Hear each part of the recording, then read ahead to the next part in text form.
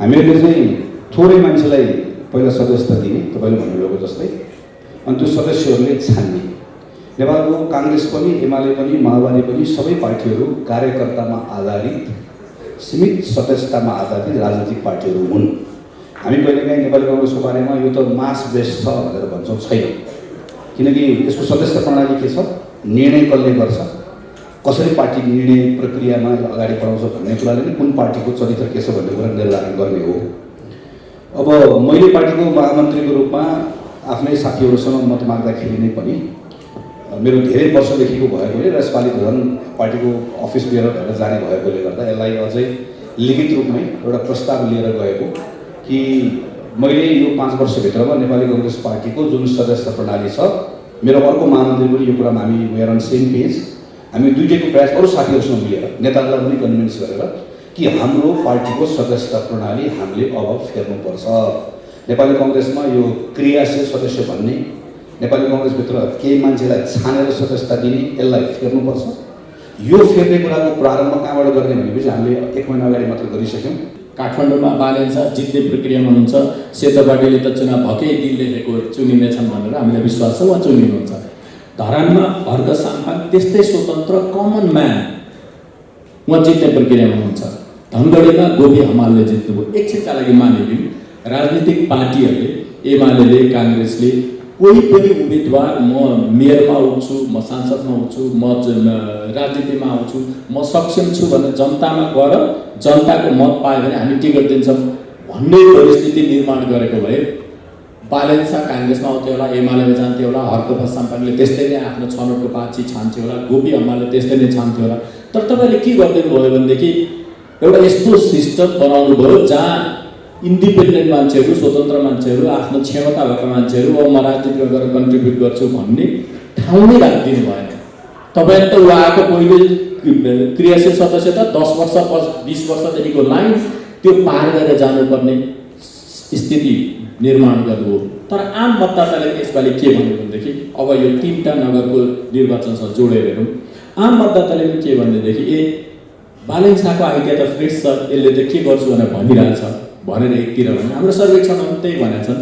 बहुसङ्ख्यकले बालेन्साले गरेको आइडिया मन पर्यो।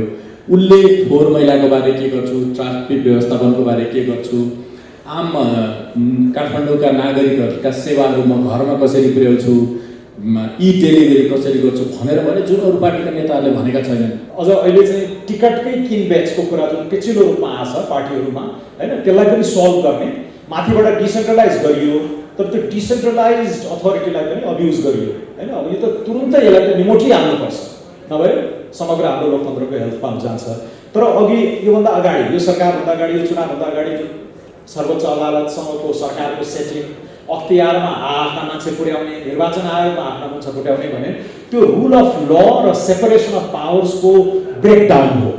त्यहाँ पनि हामीले अब प्रहार गर्नुपर्ने हुन्छ। सो अब नागरिक तहबाट हामीले ल्याउनुपर्ने नयाँ बहस के पनि हो भने कहाँ रिफर्म गर्ने, यो जुन इन्सेन्टिभ स्ट्रक्चर, बिग्रेको इन्सेन्टिभ स्ट्रक्चर छ नि, नेताले नै आयुक्तहरू छान्ने कुराहरूमा अब रिफर्म हुनु पर्यो। अहिले हामी लोकतन्त्रमा छैनौँ, दलीय तन्त्रमा छौँ। लोकतन्त्र धेरै बृहत छ, तर दलको नियन्त्रण र जे पनि दलले, दलका कार्यकर्ताले, दलका आसेपासेहरूले जे पनि नियन्त्रण गरेर लाभ उठाउने एउटा परिस्थितिमा छ। दलतन्त्र मात्रै होइन, दलभित्र पनि गुटतन्त्रमा छ। जोसुकै पार्टी सत्तामा पुगोस्, चाहे एमाले पुगोस्, माओवादी पुगोस्, काङ्ग्रेस पुगोस्, के देख्यो भने केही सीमित मान्छेहरू, माथि भएका मान्छेहरूले सबै कुरा नियन्त्रण गर्ने र उसको वरिपरिको घेरामा भएका मान्छेहरूको लाभका लागि प्रयोग गर्ने। सायद त्यो ठाउँमा तल मतदाताहरूसँग अन्तर्क्रिया गरेर उम्मेदवार चयन गर्ने प्रक्रियामा पुगेको भए अघिल्लो पटकको पर्फर्मेन्सको कारणले गर्दा त्यहाँ एन्टी इन्कम्बेन्सी यति स्ट्रङ थियो, हामीलाई थाहा भइहाल्थ्यो कि हामीले उम्मेदवारी दिनुहुन्न भन्ने कुरा। हामी त्यो डिस्कनेक्ट तलबाट छौँ भन्ने कुराको प्रमाण चाहिँ यो एउटा मात्रै सहर होइन, यति मात्रै होइन, देशभरिको निर्वाचन जित्यो भन्ने कुराबाट अलिकति बाहिर आएर गहिरो र गम्भीर ढङ्गले निर्वाचनको यसपालिको सङ्केतहरू के छ भनेर हेऱ्यो भने अरू पार्टीले पनि आफ्नो ठाउँमा ग्रहण गर्ने कुरा आफ्नो होला। म नेपाली काङ्ग्रेसको सदस्य भएर नेपाली काङ्ग्रेस पार्टीले हेर्ने भनेको चाहिँ हाम्रो पार्टीको लागि एउटा विश्वासको मत प्रकट पनि भएको छ, एउटा अवसर पनि छ, तर एउटा केही गम्भीर सङ्केतहरू छ। तर हाम्रो चुनौती चाहिँ तत्कालको मात्रै होइन, हैन। यो म्याक्रो इकोनोमिक स्टेबिलिटीको भर्खरको कुरा होइन। सबभन्दा ठुलो चुनौती चाहिँ हाम्रो इकोनोमीमा संरचनागत हिसाबले नै छ। हामी एउटा रेमिटेन्स इकोनोमीमा गइसक्यौँ। हामी कस्तो भयौँ भनेदेखि वर्षको 800,000 अर्ब बराबरको रेमिटेन्स ल्याउने र त्यही रेमिटेन्स त्यसपछि 1 खर्ब जतिको हामी एक्सपोर्ट गर्छौँ, अलिकति विदेशी अनुदान सहायता होला, त्यही पैसा प्रयोग गरेर हामी आयात गर्ने होइन। यही वर्षको आयात हेऱ्यो भने 1400 अर्ब जति पुगिसक्यो। भनेपछि हामीले विगत कैयौँ वर्षमा हेर्ने भनेदेखि हाम्रो उत्पादनशीलता र उत्पादकत्व बढाउने काम चाहिँ हामीले गरेका छैनौँ। हाम्रो म्यानुफ्याक्चरिङ सेक्टर हेऱ्यो भने बौद्धल आइसकेपछि झन्डै 10% जिडिपीको पुगेको म्यानुफ्याक्चरिङ सेक्टर अहिले 5%मा छ। भनेपछि त हामीले आफै उत्पादन नबढाउने, उत्पादकत्व नबढाउने हो भनेदेखि यो समस्या त घुमिफेरि आइ नै रहन्छ। अघि गगनजीले भन्नुभयो जस्तो हामी यसलाई अलिकति ध्यान दिउँ, अलिकति रिस्ट्रेन गरौँ भन्ने बित्तिकै आर्थिक वृद्धिमा चाप पर्छ भन्ने छ। आर्थिक वृद्धिलाई बढाउँ भन्ने बित्तिकै हामीसँग तरलताको समस्या हुन्छ। हामीले 48 सालदेखि नै देखेको, सुरुमा नेपाली काङ्ग्रेसको सरकारले चाहिँ केही रिफर्म गर्यो होइन, त्यसले इकोनोमिक वृद्धिलाई केही इम्पेटस दियो।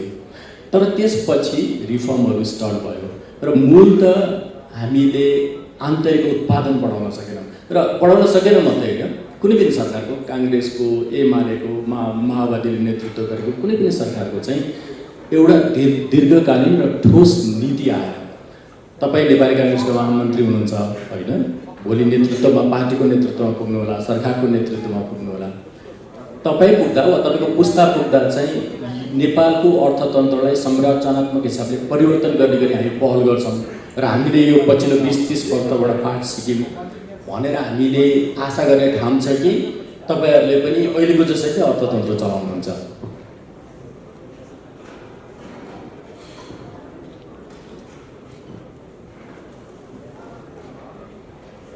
हेलो, सबैभन्दा पहिला आयोजक साथीहरूलाई अवसरको निम्ति हार्दिक धन्यवाद। डाक्टर सोनिम वाग्लेलाई यो पुस्तकको निम्ति हार्दिक बधाई। यो अतिरिक्त अवसर मैले यसको भूमिका लेख्ने मौका पाएको हुनाले गर्दा मैले एकपटक फेरि उहाँको सबै लेखहरू, अन्तर्वार्ताहरू साङ्गोपाङ्गो पढ्नु नै पर्यो। त्यसले एकचोटि फेरि कहाँनिर चुकेको रहेछौँ भनेर हेर्ने मौका पनि दियो। अब मङ्सिरमा चुनाव छ, म नेपाली काङ्ग्रेसको महामन्त्री हो। मैले मेरो सिङ्गो सङ्गठनले सर्वाधिक हामीले मङ्सिरको चुनावबाट प्राप्त गर्ने भनेको 5 वर्षको लागि सरकार चलाउने म्यान्डेट प्राप्त गर्ने। हाम्रो पार्टीको वडा कमिटीको सदस्यलाई पनि त्यो निर्वाचन जित्नको लागि के गर्नुपर्छ भन्ने कुराको मोटामोटी कुरा थाहा छ र गरि पनि रहेको छ। सिङ्गो पार्टी मसिनरी हाम्रो कस्तो हुन्छ भने निर्वाचन कसरी जित्ने, निर्वाचन किन जित्ने भन्ने कुराको एउटा प्रेरणा पनि हुन्छ। निर्वाचन कसरी जित्ने भन्ने कुरा हुन्छ, तर के गर्ने भन्ने कुराको सन्दर्भमा चाहिँ नेपालको राजनीतिक दलहरूभित्र जुन खालको पूर्व तयारी हुनुपर्ने हो त्यो चाहिँ एक प्रकारले करिब करिब निमिट्यान्न अवस्थामा छ भने पनि फरक पर्दैन। जस्तो सरकार भनेको त निरन्तरता हो, शून्यबाट सुरु। मङ्सिरमा हामी आयौँ, हामी आइसकेपछि त अहिलेकै यही तालमेलको गठबन्धनको सरकारकैले जहाँ छोडेको छ त्यहीँबाट सुरु गर्ने हो, शून्यबाट होइन, निरन्तरता हो। सरकारको सीमा हुन्छ, संविधानले तोकिदिएको सीमा हुन्छ, कानुनले तोकिदिएको सीमा हुन्छ। मलाई जे मन लाग्यो त्यो गर्छु भनेर, यो त इलेक्टेड गभर्मेन्ट हो। अर्को स्रोतको सीमा हुन्छ। भर्खर डाक्टर वाग्लेले चर्चा गर्नुभयो, हामीले हेऱ्यौँ भने एउटा सरकारले म यो गर्छु भनेर अलिकति क्रिएटिभै भएर गर्छु भनेर आयो भने चालु खर्च, त्यसपछि गएर अरू बाँकी रहेका सृजना भएका दायित्वहरू, हाम्रो पुँजीगत खर्चभित्र पनि हाम्रो कति बाँकी रहेका हाम्रो आफ्नो वित्तीय दायित्वहरू छ, त्यो दायित्वहरू सबै कुरा हेर्दाखेरि म एजुकेसनमा यस्तो गर्छु भनेर आयो भने त्यो वर्ष उसले हेल्थमा धेरै कुरा गर्न पाउँदैन। रिसोर्सको एकदमै ठुलो सीमितता छ र समय। हामी 5 वर्ष भन्छौँ होइन, 5 वर्ष भनेको 1825 दिन हो, त्यो पनि सबै शनिबार आइतबार सबै गरेर गऱ्यो भने जम्मा त्यति समयभित्र सरकारले काम गर्नुपर्ने हुन्छ। सो मेरो टाइम स्टार्ट भयो भनिसकेपछि 5 वर्षभित्र के गर्ने भन्ने विषयका सन्दर्भमा एउटा त अहिले आएको जस्तो तत्कालका कुराहरू भयो। अघि डाक्टर वाग्लेले भनेको कुराहरूबाट नयाँ कुरा गर्नको लागि त सरकार सञ्चालन गर्नेहरू कम्फर्ट जोनबाट बाहिर निस्कनुपर्ने हुन्छ। जस्तो नभए त मान्छे बाहिर पठायो, उसले कमायो। म जहिले भन्छु यो मान्छे बेच्ने, माल सामान किन्ने देश हो। यो मान्छे बाहिर पठायो, हाम्रो प्राइमेरी सोर्स त हाम्रो रेमिटेन्स हो। त्यसबाट घुम्दै आएर हाम्रो कस्टमबाट मात्रै उठ्ने हाम्रो अहिलेको रेभेन्यूको हामीले त्यहाँ बाँडेर हेऱ्यौँ भनेदेखि भने कस्टम VAT एक्साइज मात्र राखेर हेर्नु कत्रो ठुलो सेयर छ। हामीहरूको टोटल सबै कुरा त्यसमा निर्भर गर्छ। त्यसमै गर्ने के त भन्ने कुराको सन्दर्भ तपाईँलाई जुन सोध्नुभयो म त्यसमै आउँछु। हामीले के ठान्यौँ भने यो कसैलाई भनेर होइन, कसैलाई गनगन गुनासो गरेर हुने पनि होइन। सरकार चलाउनु त पाइन्छ, सरकार त चलाउने हो, तर सरकार चलाएको दिनबाट के गर्ने हो भन्ने कुराको तयारी चाहिँ कसले गर्ने हो त भनेपछि होइन, हामीले नै गर्नुपर्छ भन्ने ठानेर हामीहरूले 35वटा सेक्टर छान्यौँ र 35वटा सेक्टरमा एउटा त मन्त्रालय पनि पर्ने हो। अब जस्तो हामीले कर भन्यौँ, राजस्वको एउटा रेभेन्यूको हाम्रो एउटा एरिया भनेर, त एन्भाइरोमेन्ट भन्यो यसरी सेक्टर गरेर छान्यौँ र हाम्रो सीमा के छ, हाम्रो सम्भावना के छ भनेर हेऱ्यौँ। उदाहरण मात्र दिन्छु म एउटा छोटोमा, जस्तो हामीले एजुकेसन भनेर भन्यौँ। कुनै पनि गभर्मेन्टले आएर म एजुकेसनको सेक्टर सुधार गर्छु भनेर भन्यो भने हाम्रो एजुकेसनको सबभन्दा ठुलो अहिलेको सङ्कट भनेको लर्निङको क्राइसिस हो। क्लासरुममा बच्चा छ, टिचर पनि छ, क्लासरुम छ, बुक छ, सबै छ, पढाइ पनि हुन्छ, सर सिक्दैन, म्याथ पनि जान्दैन, साइन्स पनि जान्दैन, अङ्ग्रेजी पनि जान्दैन, नेपाली पनि जान्दैन, के पनि जान्दैन, क्लासरुम मात्रै छ। अब एउटा कोही नयाँ सरकार आयो, जति गाली गरे पनि के गर्ने त, प्राइभेट स्कुल गरेर बन्द गराउन जाने? रातारात हामी चाहिँ देशभरिको सबै ठाउँमा चाहिँ बुढाली मोडल स्कुल खोल्छु, ठिक छ, कसरी खोल्छु? म शिक्षक हटाउँछु, काम नगर्ने शिक्षक हटाउँछु। तपाईँले शिक्षक हटाएको भोलिपल्ट सर्वोच्च अदालतले पुनर्स्थापना गरेर पठाइदिन्छ, किनकि हामी शिक्षक थाहै छ। यो सबै यो लिमिटेसनको बिचमा काम कसरी गर्ने भनेर 35वटा सेक्टर छानेर हामीले हाम्रो मिसनको नाममै हामीले प्रोजेक्ट गभर्मेन्ट भनेर बनायौँ एउटा। यो ठ्याक्कै हाम्रो सम्मेलन अहिले हामीसँग अहिले करिब 60जना साथीहरू काम गरिराख्नु भएको छ। 60जना मध्ये केही यही कोठामा पनि हुनुहुन्छ, केही नेपाल सरकारमा बसेर काम गर्नुभएको हुनुहुन्छ, केही नयाँ युनिभर्सिटीबाट भर्खर पढ्दै आउनुभएको साथीहरू हुनुहुन्छ। हामीले अहिले मङ्सिरमा चुनाव हुन्छ, मङ्सिरमा चुनाव भइसके पछाडि चुनावबाट प्रधानमन्त्री निर्वाचित भएको व्यक्तिले प्रधानमन्त्री भएको दिन शपथ ग्रहण गरिसकेपछि उसले मन्त्रीलाई बोलाएर त्यो मन्त्रीलाई ल तिमी उद्योग मन्त्री बन्यौ भनेर भनिसकेको उद्योग मन्त्रीको हातमा 5 वर्ष त्यो उद्योग मन्त्रालयले कुन कानुन बदलेर, रिसोर्सको प्रयोग कसरी गरेर, के गरेर, कति कुन परिणाम प्राप्त गर्ने भन्ने कुरा उसले मन्त्रीलाई दिन सकोस्। र मन्त्रालय छिरेको दिन मैले पनि अनुभव गरेँ, छिरेको दिन चाहिँ सचिवजीले खाता लाएर आएर आज तपाईँको बाबुले दस्तखतबाट पहिलो निर्णय यो गर्नु पऱ्यो भनेर भोलिपल्ट ब्रिफिङ दिएर हाम्रो मन्त्रालयले यो काम गर्छ भनेर होइन, कि मन्त्रीले सचिवलाई बोलाएर म यो मन्त्रालयबाट 5 वर्ष यो कुरा गर्न आएको, अहिले विद्यमान कानुन यो छ, म यो बदल्छु, यो नीति बदल्छु, मेरो यो सचिवलाई म नेपालको कर्मचारी तन्त्रलाई दोष दिने कुरा बेकार। रिस्क लिने काम कसको हो भन्दा पोलिटिसियनको, अगाडि लिएर जाने काम कसको हो? पोलिटिसियनको। कानुनले दिएन हुन्छ बदल्नु न कानुन।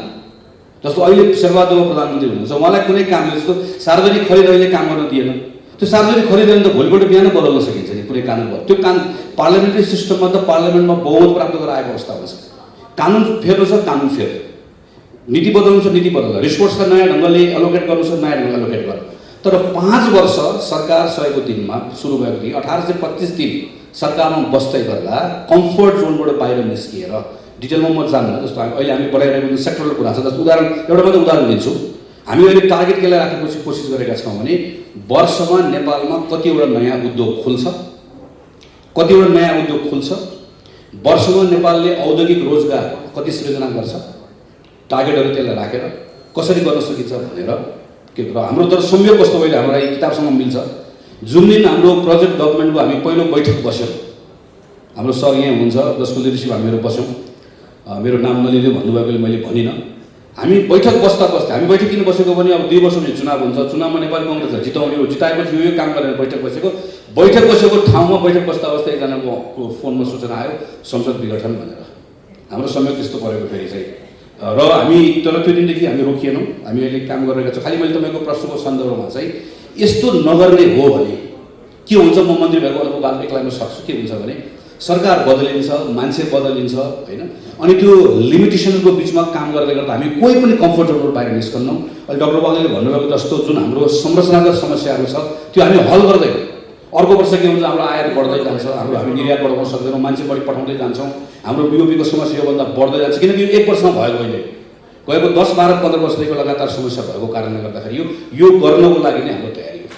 म तपाईँले अहिले भन्नुभएका धेरै कुराहरू गभर्नेन्सको कुरा होला होइन, सामाजिक क्षेत्रको, शिक्षाको, स्वास्थ्यको कुरा होला, हामी फेरि आउँछौँ। मैले अहिले तपाईँलाई सोध्न खोजेको मूल कुरा चाहिँ हाम्रो अर्थतन्त्रको जुन समस्या देखिएको छ, हामी आफूले खपत गर्ने सामान पनि उत्पादन गर्न नसक्ने, बाहिर निर्यात गर्ने सामान पनि उत्पादन गर्न नसक्ने, यो मूल समस्यामा केही पनि हामीले एक स्टेप दुई स्टेप अगाडि लैजान सकेन भने त अर्थतन्त्रको समस्या समाधान हुन्न नि। त्यही भएर तपाईँको सरकार नेतृत्वमा पुग्यो भने वा मङ्सिरमा चुनाव होला, फागुनमा चुनाव होला, त्यसपछि चाहिँ आन्तरिक उत्पादन र उत्पादकता बढाउन वा औद्योगिकरणलाई एक स्टेप अगाडि लैजान तपाईँले के गर्नुहुन्छ?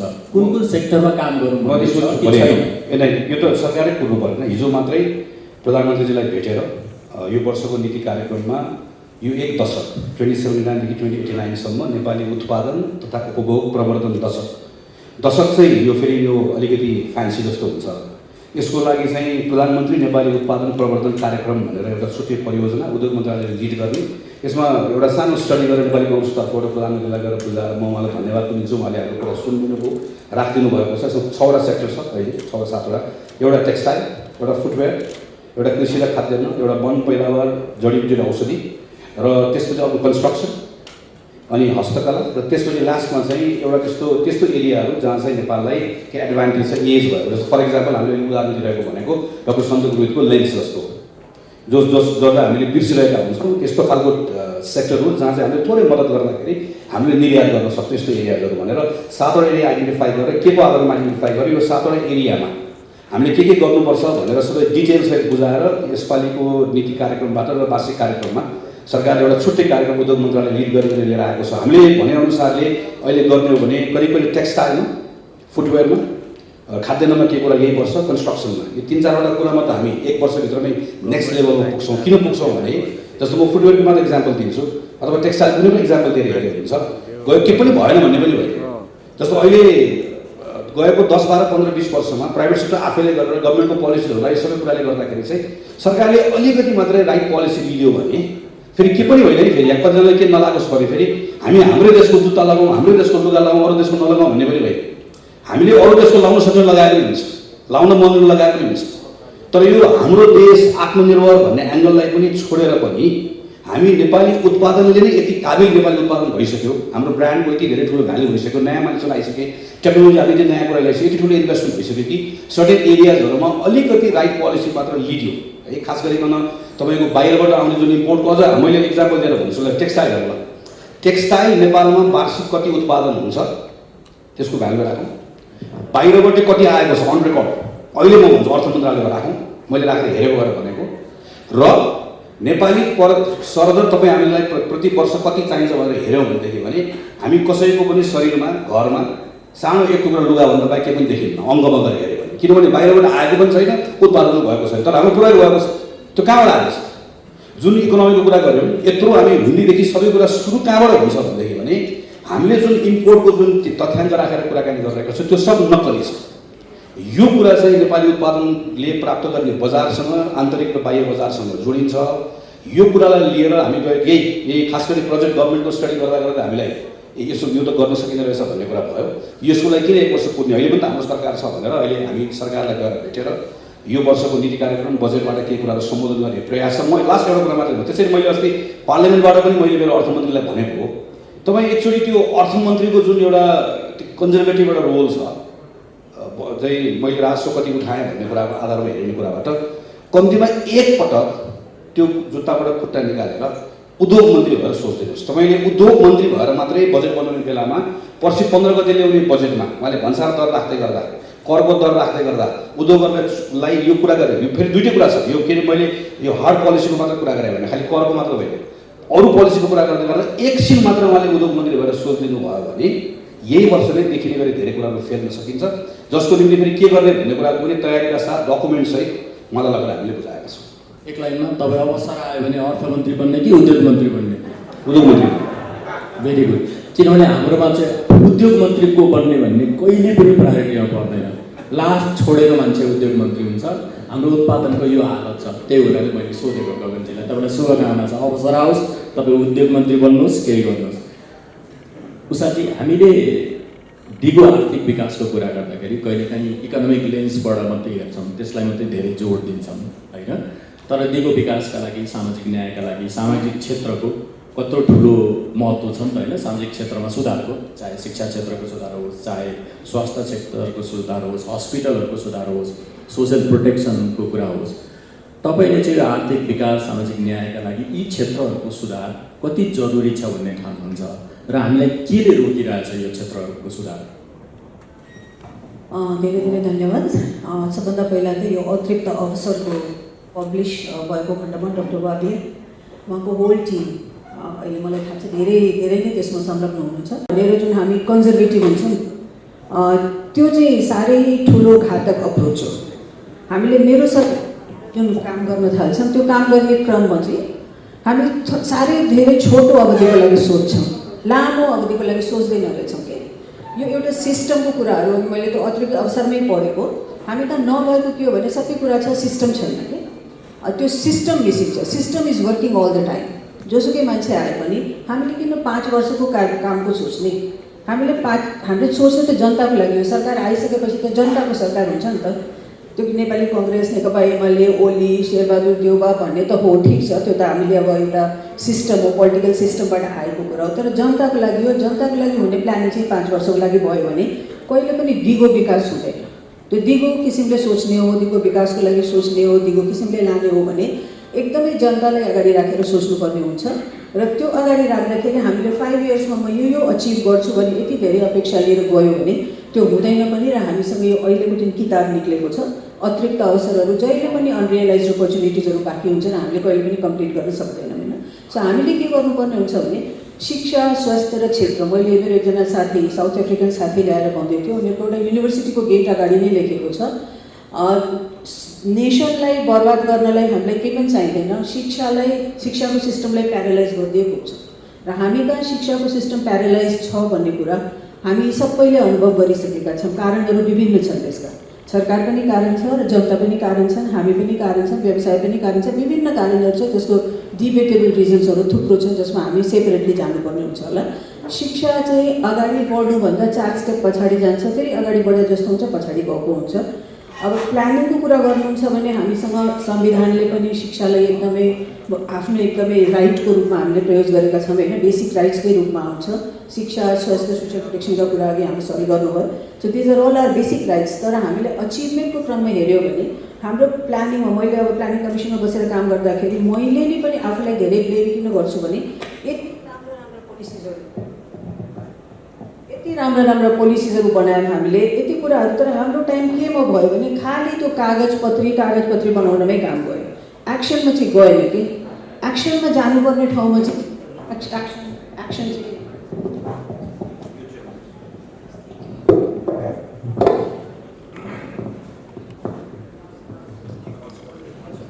धेरै एक्सनमा चाहिँ खास अलिकता हामी जान सकेनौँ। हामीसँग नीतिका कमी छैन। हाम्रो संविधानले चाहिँ त्यस्तो रिच हामीलाई बनाइदिएको छ, 55 इयर प्लानले रिच बनाइदिएको छ।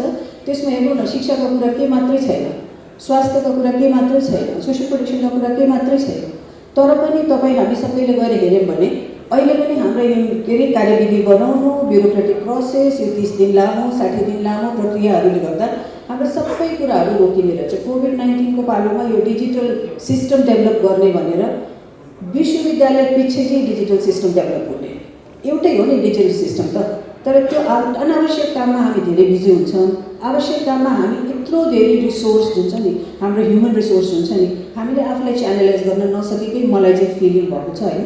अन्त शिक्षा, स्वास्थ्य, सोसियल प्रोटेक्सनले एकदम धेरै इकोनोमिक डेभलपमेन्टमा कन्ट्रिब्युट गर्छ, ह्युमन रिसोर्स डेभलपमेन्टमा कन्ट्रिब्युट गर्छ। ह्युमन रिसोर्स नै राम्रो भएन भने, हामीसँग ह्युमन रिसोर्स राम्रो नभएसम्म त्यो हुँदैन। अब अहिलेको शिक्षाको नीतिमा एउटा एकदमै ठुलो उद्देश्य राखिएको छ, तपाईँहरूले पनि हेर्नुभएको होला। त्यो उद्देश्य के हो भने लाइफ साइकल अप्रोचमा एभ्री सिङ्गल सिटिजनलाई हामीले एन्स्योर गर्नुपर्छ, सिक्योर गर्नुपर्छ। पुरा होल लाइफ साइकलमा जन्मिनुभन्दा पहिलादेखि लिएर जन्मिसकेपछि उसको हरेक स्टेजेस अफ लाइफमा, जहाँनिर हाम्रो स्वास्थ्यको कुरा पनि आउँछ, सोसियल प्रोटेक्सनका कुराहरू पनि आउँछ, लाइफ साइकल अप्रोचमै whole before she burns or he burns, लास्टसम्म गएर until she dies or he dies, whole लाइफलाई हामीले प्रोटेक्ट गर्ने गरी शिक्षा र स्वास्थ्यलाई एन्स्योर गर्छौँ भन्ने कुरा हामीले बोलेका पनि छौँ, लेखेका पनि छौँ, गरेका पनि छौँ। तर पनि we have so many things र इम्प्लिमेन्टेसन हाम्रा जुन एउटा तरिका छ इम्प्लिमेन्टेसन गर्ने तरिका इम्प्लिमेन्टेसन च्यानल त्यो चाहिँ ठुलो एउटा च्यालेन्जको रूपमा देखिया छ। मोनिटरिङ सिस्टम हाम्रो च्यालेन्जको रूपमा देखिएको छ र मैले चाहिँ अहिले मेरो ठाउँबाट हेर्दाखेरि प्लानिङ कमिसनमा बसेर काम गर्दाखेरि हामीले 5 इयर्सको कुरा नगर्दा हुन्छ। 5 इयर्स कुरा गर्दाखेरि हामीले आफूलाई धेरै छोटो सोचमा उभ्याइराखेका हुन्छौँ। हामीले 25 इयर्सको कुरा गरौँ। 25 इयर्स पछि हामीले के अचिभ गर्ने त्यो कुरा सिस्टममा ढालौँ, एउटा मास्टर प्लानमा ढालौँ। सरकार जसको सुकै आओस् उसले 5 इयर प्लान गर्नु पर्दैन। चलिराखेको कुरामा उसले कहाँनिर अतिरिक्त अवसरहरू छन् त्यसलाई रियलाइज गरेर त्यसलाई अगाडि बढाउने कामहरू गर्दै गयो भने पसिबली चाहिँ यो एउटा सिस्टम चाहिँ डेभलप भएर आउँछ। सिस्टम डेभलप भयो भने त्यसको पहुँच जनतामा हुन्छ। नेताहरू फेसिलिटेटरका रूपमा मात्रै आउँछन् जस्तो लाग्छ मलाई। स्वर्णिमजी, हामीले जस्तो गगनजीले भन्नुभयो होइन, कहिले पोलिसी रिफर्महरू गर्ने, म्यानुफ्याक्चरिङ सेक्टरको कुरा होस् वा गभर्नेन्सको कुरा होस्, शिक्षा स्वास्थ्यमा सुधारको कुरा होस्, उषाजीले पनि भन्नुभयो हाम्रो सिस्टम त छ तर इम्प्लिमेन्ट हुन्न भनेर। अनि हामीले पछिल्लो 30 वर्षमा भनिरहेको चाहिँ के हो भनेदेखि धेरै सुधारका कुराहरू, धेरै हामीले मुलुकलाई अगाडि लैजाने कुराहरू गर्न नसकेको चाहिँ राजनैतिक स्थिरता नभएर हो र राजनैतिक स्थिरता नै भएन। त्यसले गर्दाखेरि हामीले परिवर्तनको कुरा, दिगो विकासको कुरा अगाडि बढाउन सकेनौँ भनेर भन्दै आयौँ। र 74 सालमा एमाले र माओवादी मिलेर गठबन्धन बनेपछि जनतामा जाँदाखेरि उनीहरूले पनि त्यही भने, विकास र स्थिरताको नारा दिएर दुईटा पार्टीहरू गए, मानिसहरूले त्यसलाई विश्वास गरे र मत दिए र झनै 2 तिहाईको सरकार गयो। तर 2 तिहाईको सरकार बनेर आइसकेपछि पनि वास्तवमा अहिले हामीले गरिरहेका परिवर्तनका कुराहरू, दिगो विकासका कुराहरू चाहिँ त्यो अनुकूलतालाई प्रयोग गर्न सकिएको देखिएन। तपाईँले नै भन्नुहुन्छ होइन, झन्डै जुद्ध संसद पछाडि प्राप्त अनुकूलतालाई पनि ओली सरकारले प्रयोग गर्न सकेन भनेर। त्यसले गर्दाखेरि चाहिँ मान्छेलाई जतिसुकै बहुमतको सरकार आए पनि, स्थिर सरकार आए पनि वास्तवमा परिवर्तन नहुने रहेछ है। नेपालमा राजनीतिक पार्टीहरू, राजनीतिक दलका नेताहरूको त्यो क्षमता छैन रहेछ भन्ने भान पर्न थाल्यो। तपाईँले हेर्दाखेरि ओली सरकारले त्यो अनुकूलतालाई किन अवसरमा बदल्न सकेन, किन काम गर्न सकेन र त्योबाट के शिक्षा लिने हो आउने सरकारहरूले? केपी ओलीको सरकार आएपछि मैले 6 महिनामा तपाईँकै सेतो पार्टीमा लेखाएर हेर्छु ओलीको ओइलाएको अनुकूलता भनेर। तर त्यो गाली गर्ने हिसाबले होइन, मेरो त्यो स्वभाव पनि होइन, शैली पनि छैन। तर ब्यालेन्स किसिमले कहाँ चाहिँ पोजिटिभ कुराहरू हुन थालेको जस्तो देखिन्छ, कहाँ चाहिँ अलिक डिभिएसन हुन थाल्यो है भनेर 5वटा मुद्दा उठाएको रहेछु मैले। एउटा अलिकति यो राजनीति अलि अनुदार र असहिष्णु बनेको हो कि त्यो 2 तिहाईको प्रचण्ड बहुमतको बलमा अलिकति दम्भी, अलिकति अहङ्कार र त्यो पोलिटीमा पनि रिफ्लेक्ट हुन थालेको हो कि भन्ने थियो। अर्को अलिकति तयारी भएर आएको छ कि भन्ने एउटा अनुमान थियो। जस्तो तपाईँहरूलाई याद छ कि छैन, डिसेम्बर महिनामा चुनाव भयो, सरकार आउन फेब्रुअरीसम्म पुग्नु परेको थियो। त्यो 2-3 महिनामा पछि गएर चाहिँ उप प्रधानमन्त्री हुनुभएका ईश्वर पोखरेल, अर्थमन्त्री हुनुभएका युवराज खतिवडाको सुनिरहेका थिए। उहाँहरूले अब विद्यालय क्षेत्रमा ठुलो उथलपथल हुँदैछ भनेर भन्नुभयो। ओहो, ठुलै तयारी भयो होला भन्नुभयो। युवराज खतिवडाले पनि सबैजना सजग भएर बसे हुन्छ भन्नुभएको थियो, ठुलै तयारी भएको रहेछ भन्नुभयो। पछि त्यो 5-6 महिना हेरेपछि चाहिँ के निर्णयमा पुग्यो भने ठुला विचार, नीतिगत प्रस्थान, अलिकति क्रमभङ्गतामा तयारी नपुगेको हो कि जस्तो भन्ने आभास भएको थियो।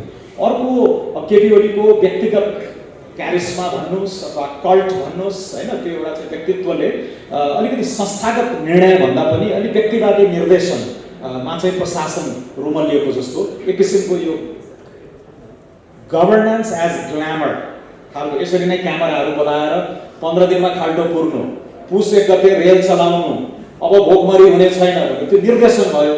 तर यी सबै कुरालाई त्यो एउटा पद्धति सिस्टमले ग्रहण गरेर, अघि उषाजीले पनि भन्नुभयो होइन, त्यो खालको सिस्टमबाट जानुपर्नेमा त्यहाँ देखियो। अर्को लगानीमा संशय, अलिकति थर्काउने तर्साउने खालका कुराहरू आउँदाखेरि उद्यममा अलिकति निराशा जस्तो, लगानीमा अलिकति संशय जस्तो र परराष्ट्र मामिलामा पनि अलिकति सन्तुलन गुम्न लागेको हो कि भन्ने खालको आभास पाएको। यो 6 महिनामा मैले चाहिँ यो लेखेको थिएँ तपाईँकै अनलाइन पत्रिकामा।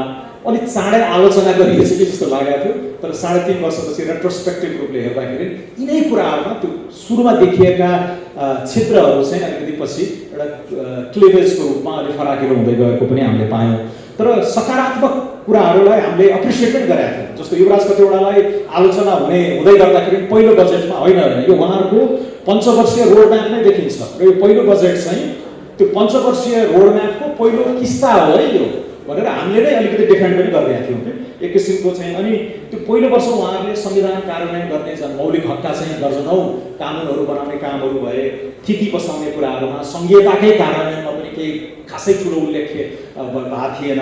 त्यस्तै विगतका राम्रा कामहरूको निरन्तरता गर्ने कुरा र most important as a country, government भन्दा पनि एज अ नेसन चाहिँ स्थिरता प्रोजेक्ट गर्ने काम सुरुमा भएका थिए। त्यो राम्रा कुरालाई हामीले राम्रै भन्यौँ, तर चुक्दै गएको कुरालाई पनि हामीले गऱ्यौँ। र यो जनअपेक्षाको सापेक्षतामा के कति डेलिभरी भयो होइन, गरिएको बाचाको तुलनामा के कति डेलिभरी भयो र अवसरकै अनुपातमा चाहिँ उपलब्धि के कति भयो भनेर हेर्दाखेरि अलिकति हामीले 1 वर्षमै अर्को निर्क्युल चाहिँ असाधारण अवसर तर उपलब्धि चाहिँ औसत भयो भनेर पनि त्यो यो किताबमै छ। धेरै कुराहरू 6 महिनापछि गरिएको असेसमेन्ट, 1 वर्षपछि गरिएको असेसमेन्ट, 2 वर्षपछि गरिएको असेसमेन्टमा राम्रा कुराहरू पनि त्यहाँ उठाइएका छन्, तर कहाँनिर समस्या भयो भनेर गएका कुराहरू पनि छन्। मलाई लाग्छ शिक्षा चाहिँ 2 वर्ष, तेस्रो वर्षमा त फ्रेङ्कली भन्नुपर्दा अल्छी नै लाग्यो, गरिएन। त्यो इन्टरनल प्रब्लमले गर्दाखेरि त्यो अलिकति अफ कोर्स नै भयो पोलिटिक्स। तर अघि यो चाहिँ गएर गगनजीले भन्नुभएको कुरासँग गएर जोडिन्छ। नम्बर 1, गहन र गम्भीर तयारी जुन हुनु पर्थ्यो र पर्याप्त समय प्राप्त भएको थियो। अघि उषाजीले पनि भन्नुभयो कागजमा भएको छन् 15औं आवधिक योजना इज क्वाइट एम्बिसियस होइन, तर त्यो सेक्टोरल एजुकेसनमा के गर्ने, म्यानुफ्याक्चरिङमा के गर्ने होइन, हेल्थमा के गर्ने, न्युट्रिसनमा के गर्ने जस्ता कुराहरूमा त्यो तयारी भएर रहन्छ। इभन आइडियाकै तहमा पनि त्यो उहाँले अघि भन्नुभयो गगनजीले, हामीले त्योबाट सिकेका छौँ पाठ र 60 जनाको टिम 35 वटा सब सेक्टरमा विगत 2 वर्षदेखि नै तयारी गरिरहेका छौँ भनेर भन्नुभयो। त्यो एज अ नेसन हामीले सिकेको कुरा भयो, ताकि डे 1 मा चाहिँ यो मैले गगनजीलाई भने जस्तो पनि लाग्छ मलाई। म बेलायतमा विद्यार्थी हुँदाखेरि लेबर पार्टीले 19 वर्ष हुन थालिसकेको थियो, टोरी पार्टी चाहिँ सत्तामा बसेको। अब यो अपदस्थ हुन्छ भन्ने लगभग आम विश्वास पनि थियो। एउटा क्यारिस्मेटिक यङ लिडर टोनी ब्लेयरको रूपमा उदय भएपछि उनीहरूले सबै तयारी गरेर रहेछ। 2-3 वर्ष आएको 24 घण्टामा सेन्ट्रल ब्याङ्क 400 पुरानो चाहिँ मौद्रिक निकाय संस्था ब्याङ्क अफ इङ्ग्ल्यान्ड उनीहरूको राष्ट्र बैंक 24 घण्टामा उसलाई स्वायत्तता दियो कि। हामी कहाँ भएर के हुन्थ्यो, सरकार आएपछि बिस्तारै अब क्याबिनेट बनाउने 2-3 महिना लगाइदिने, त्यहाँबाट पूर्व सचिव खोज्न थाल्नु पर्यो, पूर्व मुख्य सचिव उनको कार्यदलमा चाहिँ टिम बनाउनु पर्यो, त्यो रिपोर्ट लेखेर त्यो प्रस्तुत गर्दैन, कार्यपत्र प्रस्तुत गर्दैन, 6 महिना गइसकेको हुन्छ। नेपाल जस्तो अधैर्य मुलुकमा 6 महिनासम्ममा त तपाईँको पोलिटिकल क्यापिटल इरोड भइसकेको हुन्छ। त्यसैले अहिले गगनजीले जुन इङ्गित गर्नुभयो त्यो तयारीको कुरा, त्यो सायद पहिला हामीले देख्यौँ त्यो गहन र गम्भीर तयारीको प्रब्लम हो। अर्को अलिकति टिमको यो जुन फराकिलो टिम चाहिन्छ यसमा होइन, आफ्नो अर्काको कसको भन्ने नहेरिकन मेरिटका आधारमा संलग्न गर्नुपर्ने कुरा हो।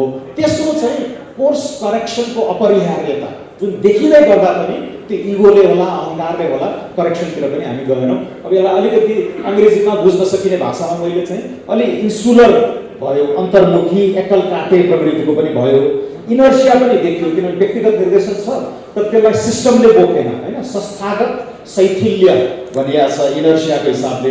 तेस्रो चाहिँ ब्युरोक्रेसी मोबिलाइजेसन गर्ने हकमा, किनकि उसले पनि ओन गर्नु पऱ्यो नि तपाईँले फोकेका कुराहरू।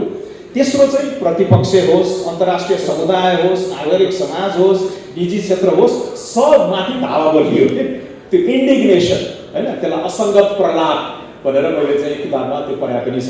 भनेपछि इन्सुल्यारिटी, इनर्सिया र इन्डिग्नेसन, यो 3टै कारणले चाहिँ अलिकति काम गर्न डेलिभरीमा चाहिँ त्यो ब्रेक लागेको जस्तो मलाई लाग्छ। अब यी कुराहरूबाट हामीले सिक्नुपर्छ। यस्तै अवसर पाएको अब आउँदो सरकारले यी कुराहरूबाट हामीले चाहिँ जोडिनुपर्छ भन्नु पर्ला। अब अलिकति तपाईँले स्थिरताको कुरा गर्नुभयो, म त्यसैमा टुङ्ग्याएँ। अर्को दुईटा मेजर लेसन मलाई लाग्छ यो शासकीय स्थिरता भन्दा पनि, शासकीय स्थिरता त मतलब भीमसेन थापाको पाला, भीमसेन थापाले 30 वर्ष चलाए, जङ्गबहादुरले 30 वर्ष चलाए, चन्द्र शमशेरले 30 वर्ष चलाए, जुद्ध शमशेरले 15 वर्ष चलाए, पञ्चायतमा पनि 2टा राजाले 30 वर्ष चलाए। शासकीय स्थिरता त गजब थियो नि, त्यो होइन रहेछ नि त। लगानी भित्र्याउने, रिस्क टेकिङ, भेन्चरको लागि इन्सेन्टिभ स्ट्रक्चर बनाएको छ कि छैन, आफ्नै कुर्सी मात्रै जोगाउने स्थिरताले त केही दिँदो रहन्छ। भनेपछि नीतिगत सुनिश्चितता त्यो चाहिँ हुनु पर्यो। यो चाहिँ फेरि उषाजीले भनेको कुरासँग जोडिन्छ।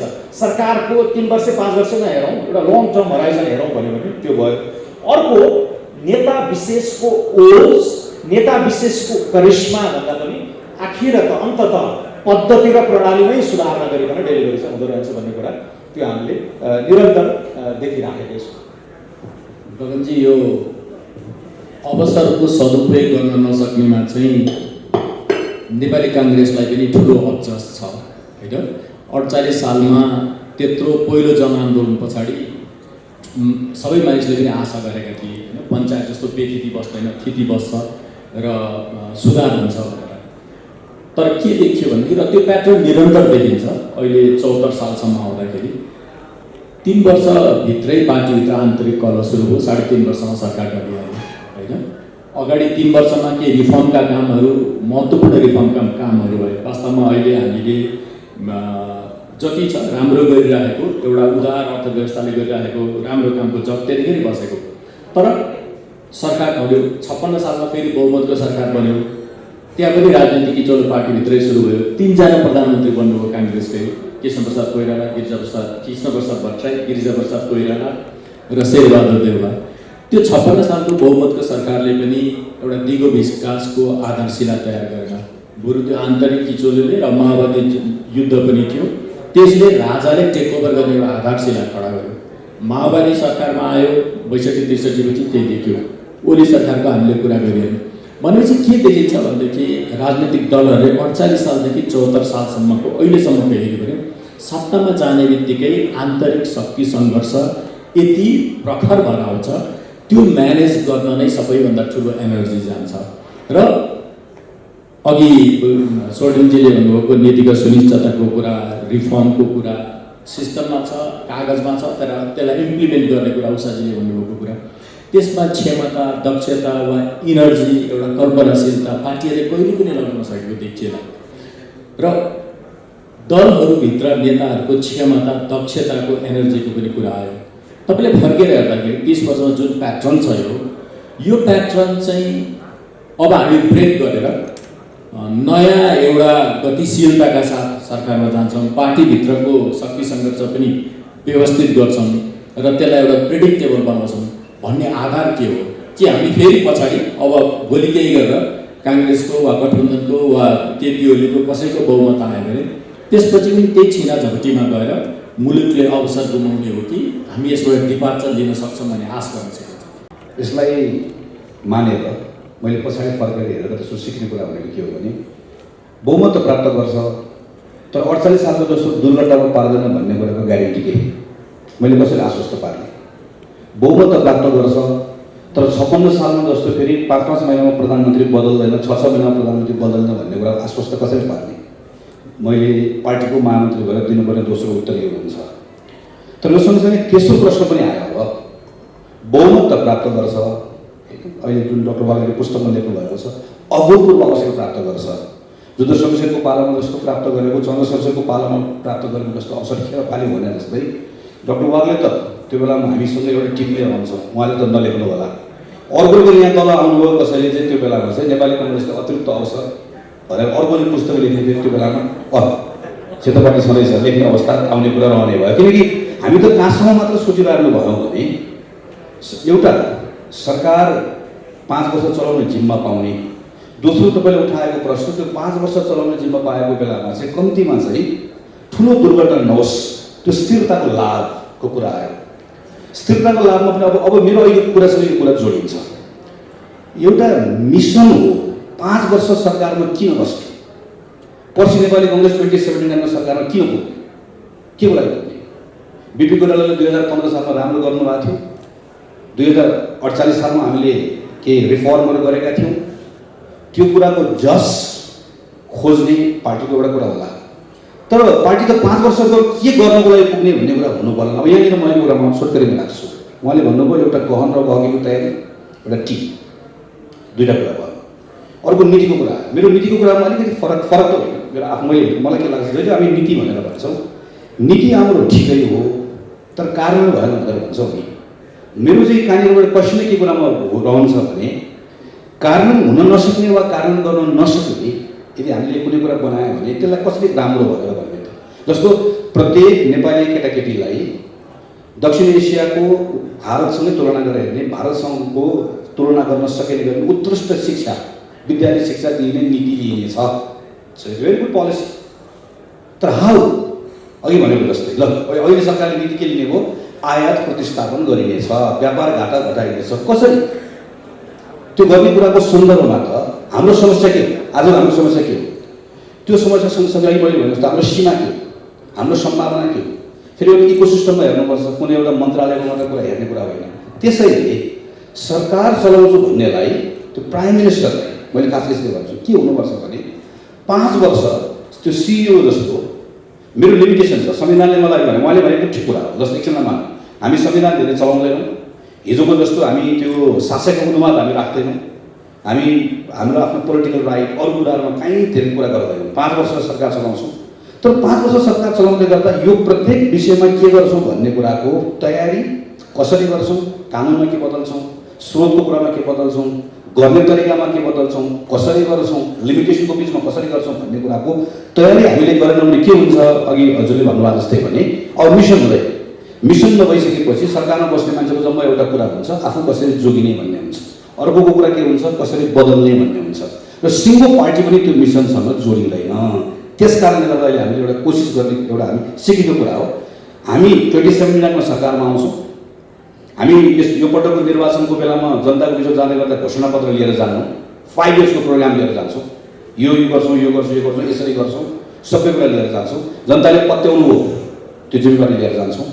हामी कहाँबाट सुरु गर्छौँ भन्ने कुरा छ भने नेपाल सरकारमा कस्तो हुँदो रहेछ भने कुनै पनि प्रधानमन्त्री आइसकेपछि कुनै सचिवलाई दुःख दिनु पर्ने कहाँ ल्याउने भन्दा मन्त्री परिषदको कार्यालय ल्याउने। प्रधानमन्त्री कार्यालय सचिव भनेको दुःख दिने सचिव। अहिले जो हुन्छ अहिले प्रधानमन्त्री कार्यालय सचिव भेट्न जानुभयो भने सबैजना दुःखी भएर बसिराख्नु भएको हुन्छ। त्यो प्रधानमन्त्री कार्यालय भनेको त सबैभन्दा तगडा हुनु पऱ्यो नि त। त्यो प्रधानमन्त्रीको जुन सचिव छ, सचिवालयको टिम छ, मन्त्रालयको सचिव त के हो, मन्त्रालयको सचिव त त्यहाँ मैले भने मन्त्री एउटा डिपार्टमेन्टको प्रमुख हो, एजुकेसन डिपार्टमेन्ट। प्रधानमन्त्रीको टार्गेट छ, म यो गर्छु, यो गर्छु, यो गर्छु। Is very clear, he or she is very clear के गर्न खोजेको भनेर, अनि त्यसले एक्जिक्युट गर्ने कुरा पनि। तर त्यो प्राइम मिनिस्टरको अफिसदेखि हामीले हेऱ्यौँ भने के गर्नको लागि आएको भन्ने थाहा नभएको हुनाले गर्दा म आउनु चाहिँ आएको हो, तर गर्न चाहिँ के गर्न आएको भनेर थाहा नहुँदै गर्दाखेरि के हुन्छ भने अहिले हामीले हेऱ्यौँ भने हामी त्यसपछि बरालिन्छौँ, बहकिन्छौँ, त्यसले गर्दा हाम्रो अवस्थाहरू खेला खाने अवस्था हुन्छ। त्यसैले म टुङ्ग्याउने बेलामा दुईवटा लागि, एउटा पोलिटिकल फ्रन्टमा हामी पार्टीको हाम्रो पुस्ताको साथीहरू कम्तीमा के गर्ने चाहेका छौँ भने हामी हाम्रो आफ्नो मतदातालाई वा कन्स्टिट्युएन्टलाई के कुरामा आश्वस्त पार्न चाहन्छौँ, केही एभिडेन्समा टेकेर भने 5 वर्ष हामीले मौका पाउँदाखेरि हामी 48 को आफ्नै गल्तीबाट सिक्छौँ, 56 को आफ्नो गल्तीबाट सिक्छौँ, 74 को नेकपाको गल्तीबाट सिक्छौँ र स्वीकार्छ मात्र भनेर सच्याउँछौँ। 1 2 5 वर्ष हिजो के गर्यो भनेर होइन, 5 वर्ष इट्स 5 इयर्स। यो 5 वर्षभित्र के गर्ने, कसरी गर्ने भन्ने कुराको गहन गम्भीर पूर्व तयारी हामीले सबै गरेका छौँ। We have a team. हामीसँग पार्टीभित्रको रेगुलर मान्छे मात्र भयो। हामी यसमा चाहिँ कम्तीमा म र मेरो पुस्ताको साथीहरू के कुरामा एकदम क्लियर छौँ भने हामीहरू जस्तो राजनीतिक दलको तल्लो खुड्किलाबाट चढेर आएको मानिसहरूले मात्र सक्दैन त्यो जिम्मेवारी पुरा गर्न। विभिन्न विधामा काम गर्दा आउनुभएको मानिसहरू हुनुहुन्छ, उहाँहरूको ल्याटरल एन्ट्री खोल्नुपर्छ, अनि बल्ल हामीसँग एउटा दरो टिम हुन्छ जसले चाहिँ त्यसलाई डेलिभर गर्न सक्छ, एक्जिक्युट गर्न सक्छ। अहिलेको हामीले गरिरहेको तयारी वा सोचिरहेको कुरा चाहिँ उषाजी, हामीले दिगो विकासको कुरा गर्दाखेरि फेरि पनि कसले गर्दाखेरि मुलुकमा विकास भएन, किन भएन भन्नेतिर मात्रै जान्छौँ। विकासलाई हेर्ने एउटा तरिका चाहिँ किन दिगो भएन भन्दाखेरि को छुट्यो भन्ने पनि हो नि त, होइन? पार्टिसिपेटरी भयो कि भएन, इन्क्लुसिभ भयो कि भएन भन्ने हो। त्यो राज्यको संरचना पनि हो, अवसरमा पनि हो, र आर्थिक गतिविधिमा संलग्नताको हिसाबले पनि हो।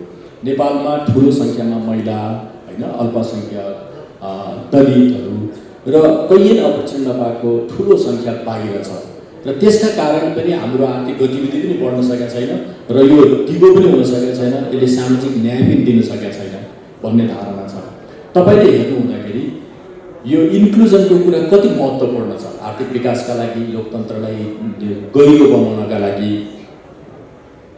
Thank you.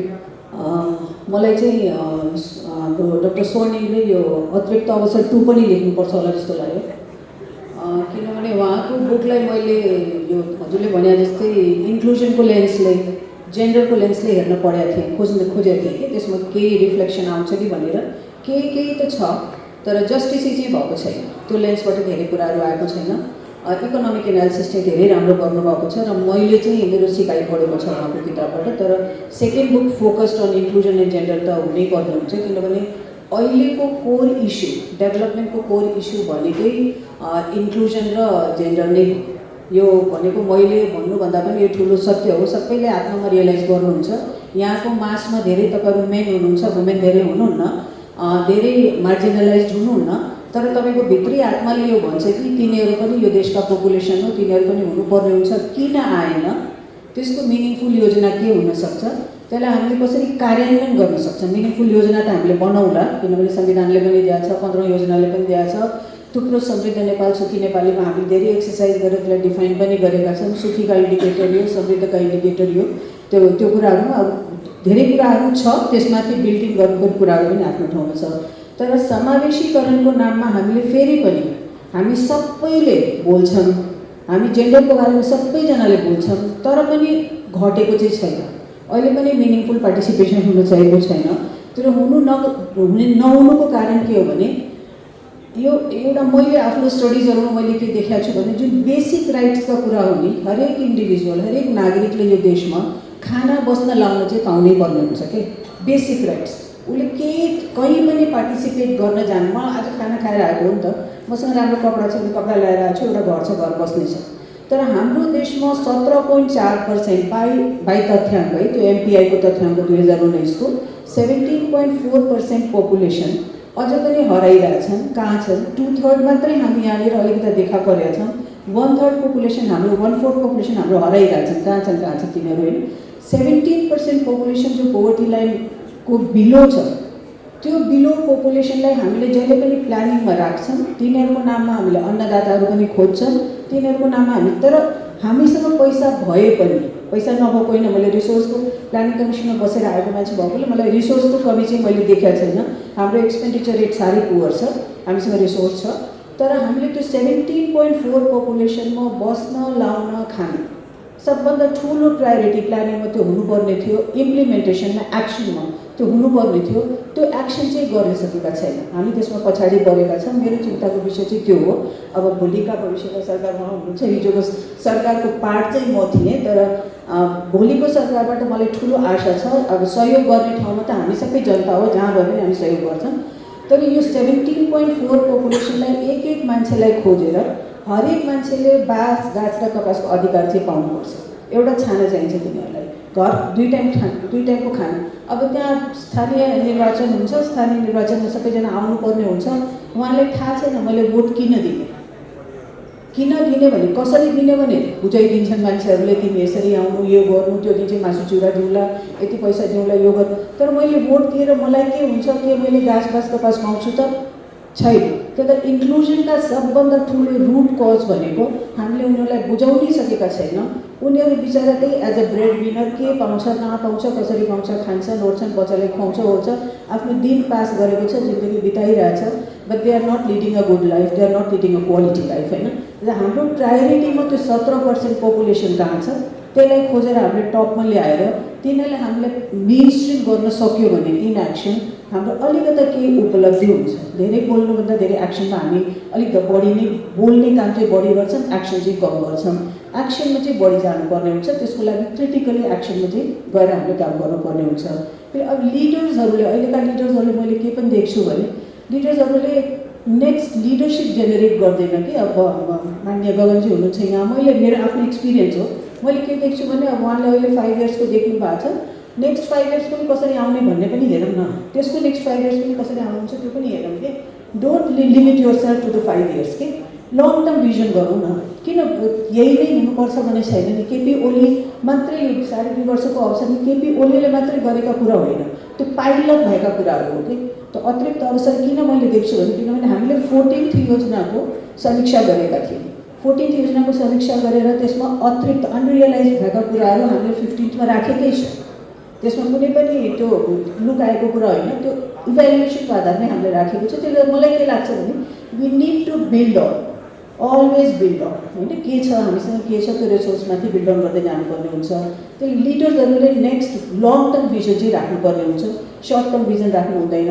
महिलाको पार्टिसिपेसनको नाममा चाहिँ एक्सप्लोइटेसन धेरै छ, छैन, महिलाको पार्टिसिपेसन छैन। त्यसले गर्दा त्यसमा सतर्क नै हुनुपर्ने देख्छु मैले त। अब वुमेन एक्टिभिस्टहरू धेरै ठाउँमा आइरहेछन्।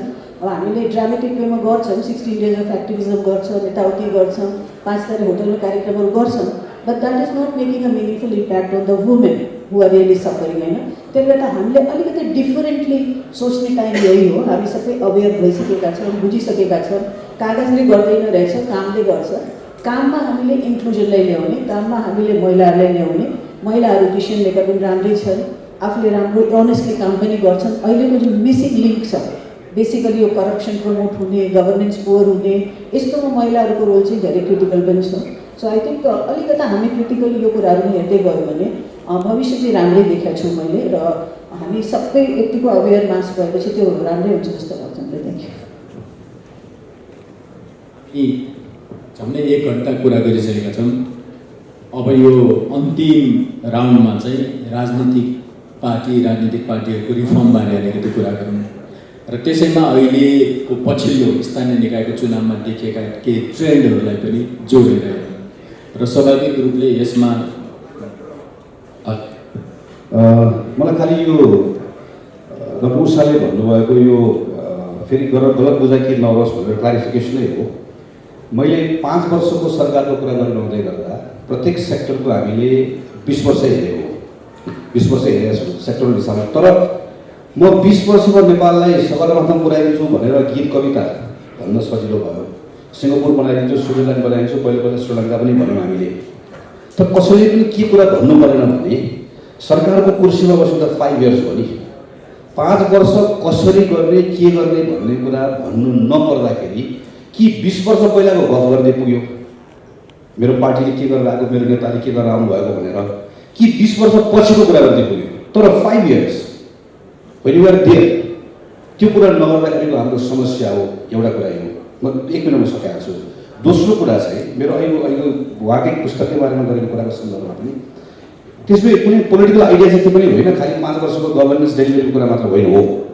हामीले 5 इयर्सको हाम्रो आइडिया वा कन्सेप्टलाई हामीले समुन्नति भनेर एउटा कन्सेप्ट समाएको थियौँ। जस्तो भनौँ एउटा पार्टीले कसैको सरकार चलाउँछ भने 1 वर्षमा मेरो सरकारले यो ठाउँमा पुरा उपलब्धि गर्यो भन्दै गर्दा यो 1 वर्षभित्रको नेपालमा महिला हिंसाको घटना एकछिन मानौँ, बलात्कारको घटना भनौँ, छुवाछुतको घटना भनौँ वा अर्थपूर्ण समावेशीकरणको बढोत्तरीको कुराहरू गरौँ, यो कुरालाई अलग्गै हेर्ने होइन।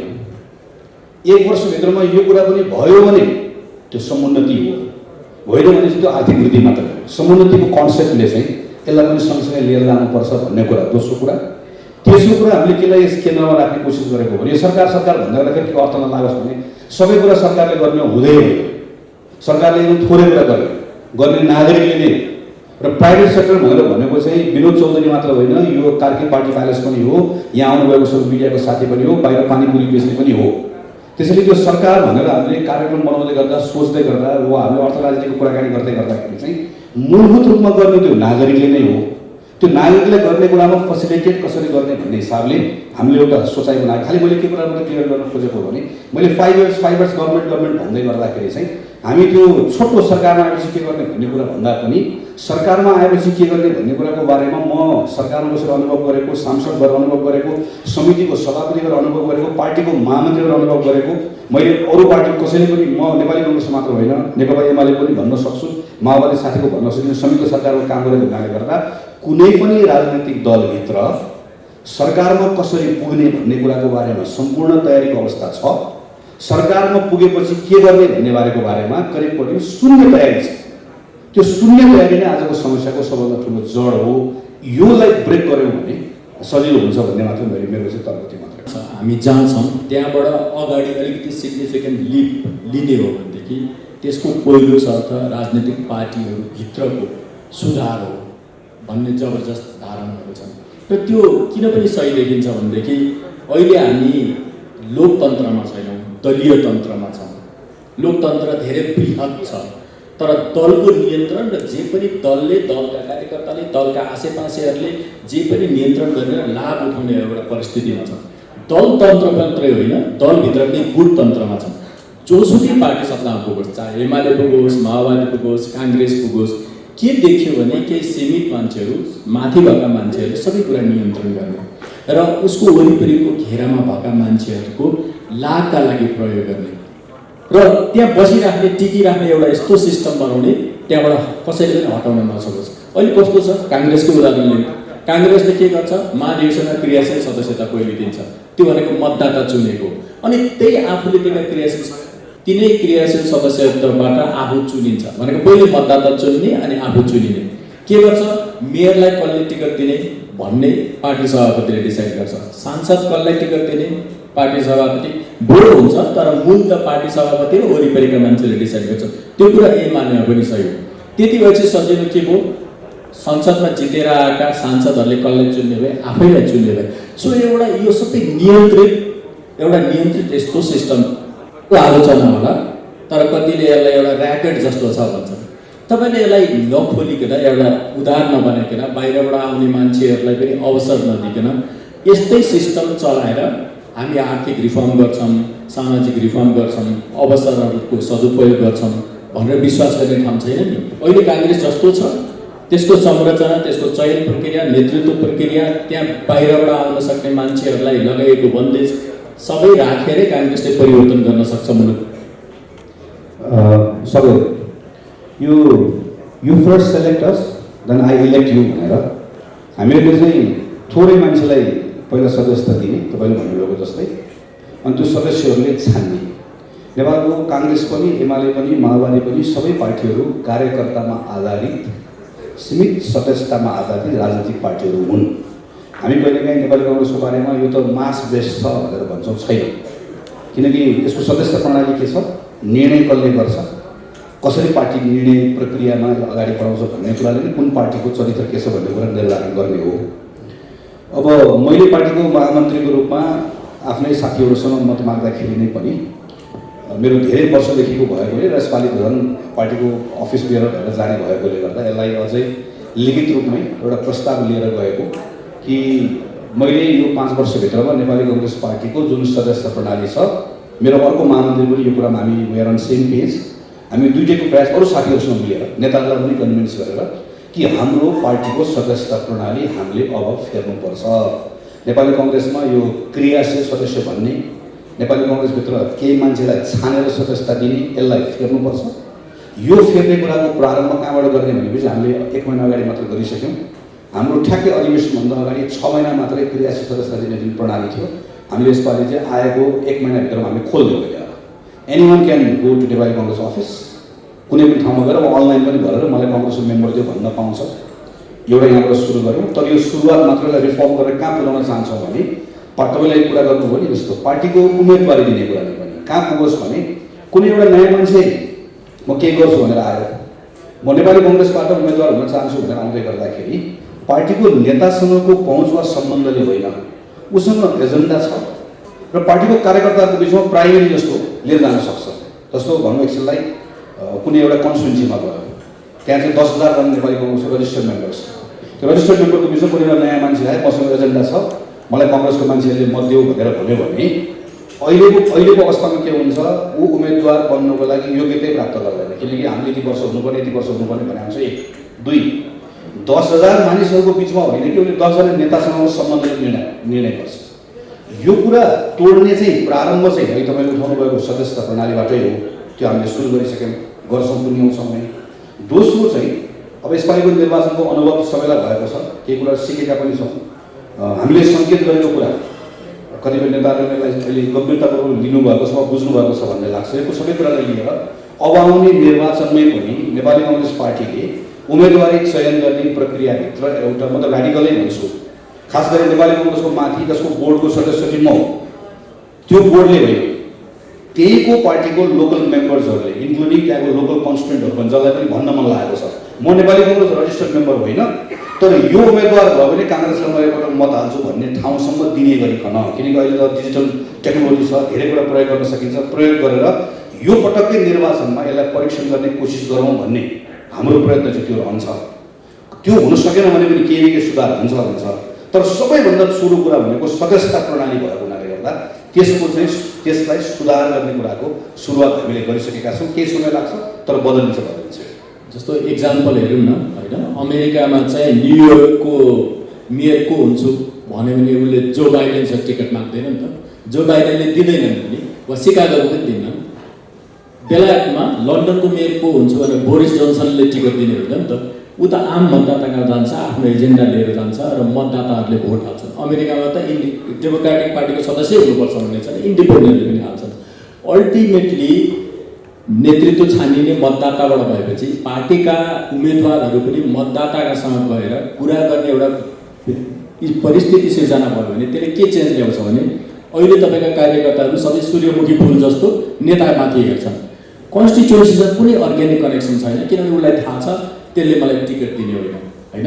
तर नेपालमा हामीले त्यो गरेन र त्यसका सीमाहरू देखिन थाले भन्छु म। अहिलेको निर्वाचनमा जस्तै फर इक्जाम्पल अहिले धेरै ठाउँमा काङ्ग्रेसका बागीहरू पनि उम्मेदवारी दिएको नमिलेर जितेका छन्, तर त्यो बाहिरबाट 3 जना प्रोमिनेन्ट स्वतन्त्र व्यक्तिहरूले चुनाव जिते। काठमाडौँमा बालेन शाह जित्ने प्रक्रियामा हुनुहुन्छ, सेतोपाटीले त चुनाव भकै दिल लेखेको चुनिनेछन् भनेर हामीलाई विश्वास छ उहाँ चुनिनुहुन्छ। धरानमा भर्ग साम्पाङ त्यस्तै स्वतन्त्र कमन म्यान उहाँ जित्ने प्रक्रियामा हुनुहुन्छ। धनगढीमा गोपी हमालले जित्नुभयो। एकछिनका लागि मानिलिउँ राजनीतिक पार्टीहरूले, एमाले, काङ्ग्रेसले कोही पनि उम्मेदवार म मेयरमा आउँछु, म सांसदमा आउँछु, म राजनीतिमा आउँछु, म सक्षम छु भनेर जनतामा गएर जनताको मत पायो भने हामी टिकट दिन्छौँ भन्ने परिस्थिति निर्माण गरेको भए बालेन शाह काङ्ग्रेसमा आउँथ्यो होला, एमालेमा जान्थ्यो होला, हर्कप्रसाद साम्पाङले त्यस्तै नै आफ्नो छनौटको पाछी छान्थ्यो होला, गोपी हमालले त्यस्तै नै छान्थ्यो होला। तर तपाईँले के गरिदिनु भयो भनेदेखि एउटा यस्तो सिस्टम बनाउनु भयो जहाँ इन्डिपेन्डेन्ट मान्छेहरू, स्वतन्त्र मान्छेहरू, आफ्नो क्षमता भएको मान्छेहरू अब म राजनीतिमा गएर कन्ट्रिब्युट गर्छु भन्ने ठाउँ नै राखिदिनु भएन। तपाईँले त उहाँको पहिले क्रियाशील सदस्य त 10 वर्ष 20 वर्षदेखिको लाइन त्यो पार गरेर जानुपर्ने स्थिति निर्माण गर्नु हो। तर आम मतदाताले यसपालि के भन्यो भनेदेखि अब यो 3टा नगरको निर्वाचनसँग जोडेर हेरौँ, आम मतदाताले पनि के भनेदेखि बालेन शाहको आइडिया त फ्रेस छ, यसले त के गर्छु भनेर भनिरहेछ भनेर एकतिर भने हाम्रो सर्वेक्षणमा पनि त्यही भनेका छन्। बहुसङ्ख्यकले बालेन शाहले गरेको आइडिया मन पर्यो।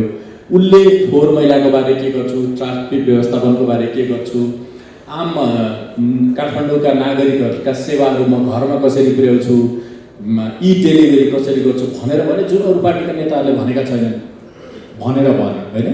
र अर्को मतदाताले के भन्यो भनेदेखि त्यो हामीलाई मन पर्यो भने अर्को के भन्यो भनेदेखि मतदाताले अब यो पार्टीका नेताहरूले केही गर्दैनन्, यी सबै उहिलेदेखिका कार्यकर्ताहरू छन्, यिनीहरूबाट केही आश छैन हामीलाई, त्यही हुनाले हामीले दिउँ भनेर भने भनेपछि आम मतदाताले पनि तपाईँहरूले जुन पद्धति राख्नुभएको छ त्योसँग अब दिक्क भएर अरू अवसर, अरू अल्टरनेटिभहरू हेर्न थाल्यो भने चाहिँ तपाईँहरू यसलाई कति छिटो चेन्ज गर्नुहुन्छ।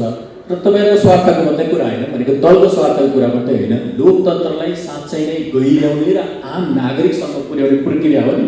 मैले अघि भनेको लोकतन्त्र त मतदातासँग कनेक्सनको कुरा हो नि, दलतन्त्र होइन नि। सो यो दलतन्त्रबाट लोकतन्त्रको ट्रान्जिसन चाहिँ कति चाँडो गर्नुहुन्छ तपाईँहरू? त्यसको प्रभाव कसरी फिल गर्नुभएको छ यो निर्वाचन? जस्तो काठमाडौँ, धरान, धनगढी, त्यसपछि जनकपुर, बर्दिवास लगायतको केही ठाउँहरू जहाँ काहीँ स्वतन्त्र, काहीँ नेपाली कङ्ग्रेसकै संरचनाबाट आएको बागी उम्मेदवार सङ्गठनकै संरचनामा रहेको यो 3-4 ठाउँ 5 ठाउँ हेरेर एकातिर राख्ने अनि अर्कोतिर नेपाली कङ्ग्रेसले गएको भन्दा 50औं ठाउँमा बढी विजय प्राप्त गरेको कुरा राख्ने। मलाई डर के कुरामा लागिरहेको छ भने यो 4-5 ठाउँ भनेको त यो त यसलाई यसरी चाहिँ ट्रेनको रूपमा हेर्नु हुँदैन भनेर नेतृत्वको एउटा पङ्क्ति जसलाई हामी केही समयदेखि हामीहरूको त यो दस्तावेजमै छ, हामीहरू किन ल्याटरल एन्ट्री खोल्नुपर्छ, पार्टीको सदस्यता प्रणाली किन फेर्नुपर्छ भनेर 10 वर्षदेखि 2टा अधिवेशनको त मेरो आफ्नो प्रस्तावै भइसक्यो। अहिले म केही काम गर्ने ठाउँमा पुगेको छु होइन। हामीले भनेको तर्फ यो सङ्केत भयो भनेर हामी यो परिणामहरू लिएर बुझाउने कोसिस गर्दैछौँ। त्यसको लागि मेरो अझ मलाई लाग्छ के भने यतिलाई मात्रै हेरेर पुग्दैन। यति मात्रै हेऱ्यो भने नेतृत्व पङ्क्तिले के भन्ने अवस्था हुन्छ भने हाम्रो उम्मेदवारमा मन परेको हो कि 1 जना 2 जनाको व्यक्तिगत कुरामा आउँछ, विच इज नट ट्रु, अथवा कुनै व्यक्तिको बारेमा आउँछ। हामीले के हेर्नुपर्छ भने यो पटक नेपाली कङ्ग्रेस पार्टीको तर्फबाट हामीले देशैभरि उम्मेदवारी दिएको, अघिल्लो पटक शानदार ढङ्गले जितेको 50औं ठाउँ हामी निर्वाचन हार्यौँ। किन हार्यौँ? सङ्घमा पनि जितेका छौँ, अघिल्लो पटक जितेको ठाउँ हामी हार्यौँ। किनभने तपाईँले भनेको जस्तो सायद त्यो ठाउँमा तल मतदाताहरूसँग अन्तर्क्रिया गरेर उम्मेदवार चयन गर्ने प्रक्रियामा पुगेको भए अघिल्लो पटकको पर्फर्मेन्सको कारणले गर्दा त्यहाँ एन्टी इन्कम्बेन्सी यति स्ट्रङ थियो, हामीलाई थाहा भइहाल्थ्यो कि हामीले उम्मेदवारी दिनुहुन्न भन्ने कुरा। हामी त्यो डिस्कनेक्ट तलबाट छौँ भन्ने कुराको प्रमाण चाहिँ यो एउटा मात्रै सहर होइन, यति मात्रै होइन, देशभरिको निर्वाचन जित्यो भन्ने कुराबाट अलिकति बाहिर आएर गहिरो र गम्भीर ढङ्गले निर्वाचनको यसपालिको सङ्केतहरू के छ भनेर हेऱ्यो भने अरू पार्टीले पनि आफ्नो ठाउँमा ग्रहण गर्ने कुरा आफ्नो होला। म नेपाली कङ्ग्रेसको सदस्य भएर नेपाली कङ्ग्रेस पार्टीले हेर्ने भनेको चाहिँ हाम्रो पार्टीको लागि एउटा विश्वासको मत प्रकट पनि भएको छ, एउटा अवसर पनि छ, तर एउटा केही गम्भीर सङ्केतहरू छ पार्टीकोमा, खास गरिकन तन्नेरी पुस्ताको साथीहरूलाई, तन्नेरी पुस्तामा नवीन सोच भएको मानिसहरूलाई जो पार्टीको तल्लो खुड्किला चढेर आएका होइनन्, दोस्रो तल्लामा पार्टीमा पुग्नुपर्ने छ। अब हामीहरू त जगै भनेर आएको, हामी पहिलेदेखि बसेका छौँ। उसलाई के हो भने तिमीले पहिलो तल्ला चढ्ने अनुभव बाहिर कतै गरिसकेका छौ भने तिमी सिधै दोस्रो तल्लामा झ्यालबाट पनि आउन सक्छौ है, तिमीसँग क्षमता छ भन्ने कुरा बनाउन सक्यौँ भने हाम्रो घर सबैको लागि वेलकमिङ हुन्छ। ढाक्टो झ्याल ढोका लगाएर ढोकामा बसेर एउटा लट्ठी लिएर पहिले यसो हेरेर यहाँ चाप्तारे कहिलेदेखिको भन्दै सोध्दै गयो भनेदेखि भने हामी त आउनु बन्द हुन्छ। सबैले स्वर्णिमजी पनि छेड्न पाउँछ होइन, टिकटका लागि तपाईँले त्यस्तो गर्नु हो। त्यसै गरी जुन कोलाब्रेसनको कुराहरू आयो, यो सङ्केत चाहिँ राजनीतिक दलले जति, म नेपाली कङ्ग्रेसले भन्छु, हामी कति खुला हुन्छौँ, कति उदार हुन्छौँ, कति नयाँ मान्छेले छौँ, कति बाहिर काम गरेर मान्छे आउँछ, अरू क्षेत्रमा बिदामा काम गरेर अनुभव प्राप्त गरेका मानिसहरू भित्र लिएर आउँछौँ र भित्र बसेको मानिसहरूले त्यो असुरक्षित महसुस गर्ने एउटा बेला थियो। एउटा बेला के हो भने नेपालको पार्टीलाई बेलायतको पार्टीसँग हामीले तुलना गर्ने कुरा, बेलायतमा संसदीय पार्टी जन्माएको, हामीले संसद जन्माएको नेपालको पार्टी न, हामी अमेरिकासँग तुलना गर्न मिल्ला। तर यत्रो लामो समय राजनीतिक सङ्घर्ष गरेर नियमित अवस्थामा आइसकेपछि पनि अब पार्टी हिजोको जस्तै रेजिमेन्टेड, हिजोको जस्तै सदस्यता, यति वर्षको सदस्यता भनेर अहिले पनि चलाउने हो भने किन नेपालको पार्टीलाई विश्वास गर्ने भन्ने प्रश्न त आउँछ नि त। अब मतदाताहरूसँग त आफ्नो छनौट त सबैसँग छ नि, कार्यकर्तासँग पो छैन। मतदाता त जान पाउँछ नि, कार्यकर्ताले अन्तर्घात गर्यो भन्छौँ हामी, मतदाताले अन्तर्घात हो र मतदाताको त मन बदलिन्छ नि। हो यो सङ्केत चाहिँ म लगायत मेरो पुस्ताको साथीहरूले पार्टीभित्र मजाले बुझेका छौँ। अगाडिदेखि यो सङ्केत के पश्चातहरू बुझेकोले रिफर्मको कोसिस पनि गरिरहेको, तर मैले यसलाई सकारात्मक टोनमा टुङ्ग्याउँछु। हिजो हामीले मात्र भनेर गएले केटाहरूले मात्र भनेर अघि हुने लागेको थियो, अहिले त्यसै गरी देखिएको हुनाले गर्दा पार्टी रिफर्मको हाम्रो एजेन्डामा काम गर्नको लागि एउटा आधार, एउटा बल हामीलाई प्राप्त भएको अवस्था छ। यसलाई हामी सङ्गठित गर्न चाहन्छौँ। तपाईँहरूको पार्टीभित्र यो पुस गर्नलाई, यो चेन्ज पुस गर्नलाई चाहिने क्रिटिकल मास छ कि छैन, सबभन्दा ठुलो कुरा हो नि त। महाधिवेशन अस्ति सकिएको छ, त्यसलाई पुस गर्ने, डिमान्ड गर्ने र नेतृत्व तहमा, निर्णय तहमा बसेका सभापतिलाई, अरू नेताहरूलाई अब चाहिँ हामी यो खुला गर्नुपर्छ भनेर दबाब दिने, निर्णयमा पुर्याउन सक्ने क्रिटिकल मास छ त काङ्ग्रेसमा आज? यस्तो छ, नेपाली कङ्ग्रेस पार्टीको सन्दर्भमा चाहिँ पार्टीभित्रको थुप्रै चेन्जेसहरू हेर्दाखेरि के देखेको छु भने पार्टीको समर्थक शुभेच्छुक, पार्टीलाई प्रभावित गर्ने, पार्टीको नियमित समर्थकको संरचनाभन्दा बाहिर रहेको समूहले त्यो बल ताकत दियो भने पार्टीभित्र धेरै जसो त्यो कुराको बदलाव आएको मेरो अनुभव छ। गएको वर्षमा काम गरेको म बाहिर रहेको समूहसँग गएर मेरो अपिल के कुरामा छ भने हामी जहिले पनि सिम्टमको बारेमा कुरा गर्छौँ, हामी कजमै जान्दैनौँ। अहिले पनि यो फलानु असल फलानु खराब, हामी त्यो व्यक्तिभन्दा माथि असल र खराबभन्दा माथि जाँदैनौँ। अहिले पनि सिस्टमको कुरा आयो, तपाईँले ठिक कुराउनु भएको छ। नेपालको राजनीतिक दलको सरकारमा पुगेपछिको गभर्नेन्सको समस्या कहाँबाट सुरु हुन्छ भने सुरु हुन्छ पार्टीको मेम्बरसिपबाट। पार्टीको मेम्बरसिप खुला गरिदियो, उम्मेदवार नयाँ आउँछ, उम्मेदवारको त्यो कोही मान्छे उम्मेदवार किन हुने, ओरिएन्टेसन के कुरा किन हो भन्ने कुरा फरक हुन्छ। त्यो सबै कुराले सरकार कसले बनाउने कुरा फरक बनाउँछ, त्यसले डेलिभरी गर्ने कुरा कहाँ फरक हुन्छ। हामी सिधै कहाँ जान्छौँ भने तँ महामन्त्री भएर आइस, तैँले जादु गर्नुपर्छ, तैँले जादु गर्छौ भने गर्न सकिनुहोस्। हामी मान्छेमा गइहाल्छौँ कि हामी एकैचोटि भगवान् बनाइदिन्छौँ, कि राक्षस बनाइदिन्छौँ, कि दानवी गर्ने कि देवत्वकरण गर्ने जुन हाम्रो आम प्रवृत्ति भएको छ। यसबाट अलिकति फरक पार्टीहरू भनेको पनि इन्स्टिट्युसन्सहरू हो।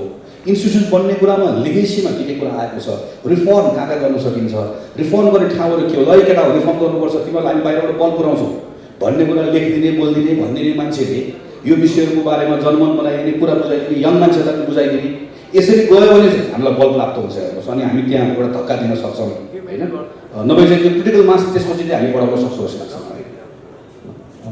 हामी आयोजकहरूले आज फ्लोरबाट प्रश्न लिने, टिप्पणीहरू लिने व्यवस्था छैन भन्नुभएको छ मलाई। र हामी अब अन्तिम प्रश्न स्वर्णिमजीलाई सोध्छु, त्यसपछि हामी कार्यक्रम सक्छौँ। स्वर्णिमजी, जस्तो यो एउटा मात्रै दलको समस्या होइन नि त, होइन, सबै रेजिमेन्टेड छन् र सबै दलको माथि केही मान्छेले सबै कुरा नियन्त्रण गर्ने प्रणाली छ र यसलाई रिफर्म नगर्ने, राजनीतिक दलहरू रिफर्म नगर्ने भनेको त अवसरहरूको पनि नफैलाउने हो नि त। यस्तो क्लोज रेजिमेन्टेड पार्टीहरूले चलाएको शासन व्यवस्था चाहिँ चल्दैन, यो चाहिँ गतिशील पनि हुन्न र यसले इकोनोमिक रिटर्न पनि ल्याउन भन्ने इकोनोमिक लेन्स, इकोनोमिक थ्योरीहरूको पर्सपेक्टिभ होला नि त। कि हामी यस्तै दलतन्त्र चलाएरै समृद्धि समुन्नति गर्न सक्छौँ कि यसलाई रिफर्म गर्नुपर्ने इकोनोमिक इम्पेरेटिभ छ त्यहाँ? धन्यवाद अमितजी। यो अलिकति उषाजीले यो समावेशीकरण इन्क्लुजनकोमा चाहिँ अलिकति अर्थशास्त्रीहरूलाई आरोप लाग्छ, अलिअलि प्रयास त गरे हो, तर आफूले जाने ज्ञान र सोच मैले भट्याइदिएको चाहिँ एउटा इन्टरभ्यू छ यो नयाँ पत्रिकामा छापिएको। वादको उल्झनले समता र वृद्धिका नयाँ प्रस्तावनाप्रति न्याय गर्दैन। त्यहाँ चाहिँ मेरो अलिकति इन्क्लुजनको इस्युलाई पावरफुली राखिदिएको छु। अलिकति अन्तिमतिर पर्याय गरेर पढ्न भ्याउनु भएन होला है। अब पुस्तकै लेख्नुपर्छ भन्ने उहाँको, त्यो पनि आउला सायद अब अर्को कार्यकाल। अलिकति गगनजीले एकदम पर्सुएसिभली होइन इन्टर्नल पार्टी रिफर्मको कुरा गर्नुभयो। उहाँले अहिले मात्र होइन, नियमित रूपमा यो चाहिँ विगत 7-8 वर्षदेखि नै उठाइराख्नु भएको छ। ओपन प्राइमेरिजमा जानु पर्यो, यो उदार लोकतन्त्रभित्र पनि दलतन्त्र, दलतन्त्रभित्र पनि गुटतन्त्र भनेर जसरी फर्मुलेट गर्नुभयो, त्यो एक किसिमको दलीय सिन्डिकेट त्यो तोड्नै पर्छ भन्ने हुन्छ। अब उहाँले भने जस्तै उहाँ केही गर्न सक्ने पोजिसनमा अहिले पुग्नु भएको छ र दुवैजना महामन्त्रीहरूले त्यसमा केही पहल सुरु गर्नुभएको छ। त्यसलाई बल दिने काम नागरिक समाज, हामी बाहिर बसेका साथीहरूले पनि त्यो पुर्याउनुपर्छ जस्तो मलाई लाग्छ। यो किन इम्पोर्टेन्ट छ भने अब दलभन्दा म बाहिर आएँ, समष्टिगत एउटा उदार लोकतन्त्रकै कन्सेप्चुअलाइजेसनमा यो पनि हामीले भनिराखेकै कुरा हो, किताबमा पनि पढेका छन्। उदार लोकतन्त्रलाई सामान्य रूपमा हामीले बुझ्ने दुईटा लेन्सबाट, एउटा आवधिक निर्वाचनहरू गराइराख्नु पर्यो होइन, त्यहाँ चाहिँ अविच्छिन्न रूपले डिक्टेटरसिप हुनु भएन। सो 5-5 वर्षमा अहिले जस्तै मन नपरेका क्यान्डिडेटलाई फाल्ने, मन परेका क्यान्डिडेटहरूलाई फेरि दोहोऱ्याउने वा नयाँलाई अवसर दिने, यो जुन एउटा चाहिँ डेमोक्रेसीको रिन्युअलको लागि इम्पोर्टेन्ट आवधिक निर्वाचन भयो। तर आवधिक निर्वाचनभन्दा पनि असाध्यै महत्त्वपूर्ण अर्को आयाम भनेको संवैधानिक उदारवाद होइन, कन्स्टिट्युसनल लिबरलिजम। त्यहाँ रुल अफ लको कुरा भयो, त्यहाँ सेपरेसन अफ पावर्सका कुराहरू भए, त्यहाँ फन्डामेन्टल फ्रिडम्सहरूलाई कतिको चाहिँ एड्रेस गरिएको छ भन्ने कुराहरू भए। हामी जहिले पनि आवधिक निर्वाचन गऱ्यौँ, यही हो नि लोकतन्त्र, त्यो कर्मकाण्डमा रमाइराखेका छौँ। र योभन्दा यो अतिरिक्त अवसरमा पनि यो कुरा पावरफुल्ली आछ। त्यो 6 महिनामै गरेको टिप्पणीमा पनि त्यो संवैधानिक उदारवादका कुराहरूमा चाहिँ अलिकति धावा बोलिन थाल्यो है भन्ने हिसाबले चाहिँ लेखिएको छ। त्यो चाहिँ अब अहिले आएर यो सबै पार्टीमा लागू हुने मलाई चिन्ता। त्यो सेपरेसन अफ पावर्समा पनि अहिले हाम्रो के भयो त, बिस्तारै पोलिटिकल क्याप्चरतिर गऱ्यौँ हामी। दलभित्रको समस्या उहाँले भनिसक्नुभयो। अझ अहिले चाहिँ टिकटकै किनबेचको कुरा जुन पेचिलो रूपमा आछ पार्टीहरूमा होइन, त्यसलाई पनि सल्भ गर्ने, माथिबाट डिसेन्ट्रलाइज गरियो, तर त्यो डिसेन्ट्रलाइज्ड अथोरिटीलाई पनि अब्युज गरियो होइन। अब यो त तुरुन्तै यसलाई त निमोटी हाल्नुपर्छ, नभए समग्र हाम्रो लोकतन्त्रको हेल्थ पाम्प जान्छ। तर अघि योभन्दा अगाडि, यो सरकारभन्दा अगाडि, यो चुनावभन्दा अगाडि जुन सर्वोच्च अदालतसँगको सरकारको सेटिङ, अख्तियारमा आफ्ना मान्छे पुर्याउने, निर्वाचन आयोगमा आफ्ना मान्छे पुर्याउने भने त्यो रुल अफ ल र सेपरेसन अफ पावर्सको ब्रेकडाउन हो। त्यहाँ पनि हामीले अब प्रहार गर्नुपर्ने हुन्छ। सो अब नागरिक तहबाट हामीले ल्याउनुपर्ने नयाँ बहस के पनि हो भने कहाँ रिफर्म गर्ने, यो जुन इन्सेन्टिभ स्ट्रक्चर, बिग्रेको इन्सेन्टिभ स्ट्रक्चर छ नि, नेताले नै आयुक्तहरू छान्ने कुराहरूमा अब रिफर्म हुनु पर्यो। जस्तै 1-2 दिन अगाडि मैले चासो राखेर अख्तियारको मामलामा ठुला माछा कहिले पनि नपक्रिने, खालि शान्तिना तिउनलाई मात्रै गर्ने भन्दाखेरि अब अख्तियारकै संरचनाबारे पनि होइन, त्यो एन्टाई करप्सन बडीमा मैले सोधेँ, त्यहाँ काम गरेकै मान्छेलाई सोद्धाखेरि उसले मजाले भने त्यो कामै गर्दैन, त्यहाँको अख्तियारको आफ्नै क्याडर हुनु पर्यो। अब त्यहाँ त जोडजाड गरिरहेको छ, कर्मचारीहरू काजमा छन्, पुलिस काजमा जान्छ, आयुक्तहरू नेताले छानेका छन् ताकि उसको केस कहिले पनि नपल्टाइयोस्। त्यो इन्सेन्टिभ स्ट्रक्चर, प्रेरणाको संरचना इकोनोमीमा पनि त्यही हो, पोलिटिक्समा पनि त्यही हो, सामाजिक वञ्चितीकरणका विषयहरूमा पनि त्यही हो। भनेपछि त्यो अलिकति सैद्धान्तिक हिसाबले नै हामीले अप्रोच गऱ्यौँ भने त्यो इन्सेन्टिभ स्ट्रक्चरलाई सोझ्याउनेतिर जाँदाखेरि कोही फन्डामेन्टल ब्रेक भएका च्यानलहरूलाई हामीले अब यसलाई यो सम्बोधन गर्नुपर्छ। त्यसैले समग्र रिफर्म, हेल्दी लोकतन्त्रको रिफर्मको लागि त्यो संवैधानिक उदारवाद र आवधिक निर्वाचनमा पनि समस्याहरू छन्। चुनावहरू महँगो भयो, अन्य विकल्पहरूबारे बहसहरू चल्दै गर्ला, तर यी अन्य खण्डमा पनि हामीले चाहिँ वर्कआउट गर्नुपर्छ। यो किन महत्त्वपूर्ण छ भने सबै नीतिको मूल नीति राजनीति सङ्लो नभइकन अब धेरै कुराहरू उद्योगमा, सेवा क्षेत्रमा, होइन, अब रेमिटेन्सकै पनि रिफर्महरू, नयाँ अब अहिले गिग, यहाँ धेरै आइटीका साथीहरू मैले देखिरहेको छु। हामीले नयाँ डलर कमाउने, नयाँ एक्सपोर्ट सेक्टरहरू के भन्दै गर्दाखेरि अहिले अफिसियल स्ट्याटिस्टिक्समा रेकर्ड नभएको 25-30 हजार चाहिँ स्वस्फूर्त रूपले आफ्नै घरको कोठामा बसेर होइन सफ्टवेयर एक्सपोर्टहरू गरिरहेको, जुन हाम्रो नेसनल अकाउन्टले क्याप्चरै गरेको छ। मर्चेन्डाइज एक्सपोर्ट्सभन्दा बढी त्यसरी अलिखित किसिमले ट्रान्ज्याक्सनहरू भइरहेको, तर त्यो कमाएको पैसा पनि वैध रूपमा भित्राउन नसक्ने जुन गिग इकोनोमी भन्छौँ हामी। अब यहाँ मैले साथीहरू देखाएर मैले यो गरिहालेँ। त्यो नयाँ आधार हो, नयाँ स्रोत हो हाम्रो लागि। हो, पर्यटनमा नयाँ फड्को मार्ने भन्ने कुरा छ। अब त्यही 12 लाख टाउको गनेर दिनमा जाबो $44 खर्च गर्ने, 13 दिन बस्ने पर्यटकको मोडलबाट हामी कहीँ जाँदैनौँ। त्यसमा गुणात्मक फड्को ल्याउनु पऱ्यो। रेमिटेन्समा अर्को हाम्रो डेमोग्राफिक कम्पोजिसनले, बाह्य मागले गर्दा त्यसमा अलिकति शिफ्ट आउँछ, डलरको स्रोत त्यो हुने। अहिले गगनजीले भन्नुभएको सम्भावनाका क्षेत्रहरूलाई पहिला डोमेस्टिक मार्केटमै प्रतिस्पर्धी बनाऊ अनि धेरैले निर्यात पनि गर्न सक्ने भयो, होइन।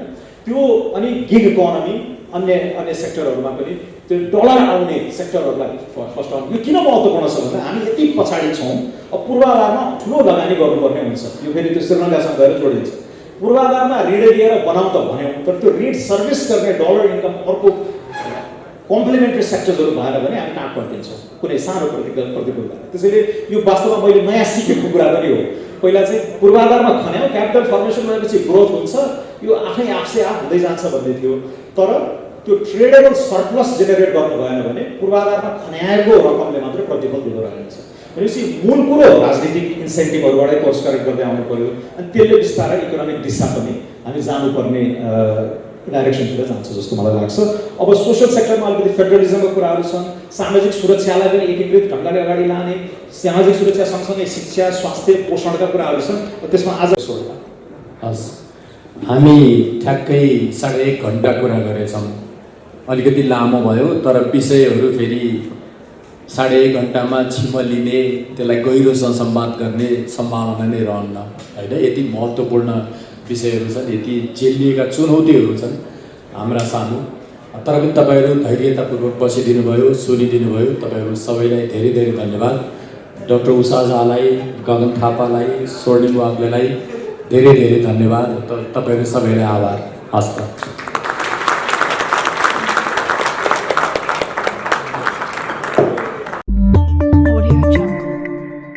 समाजको आवाज.com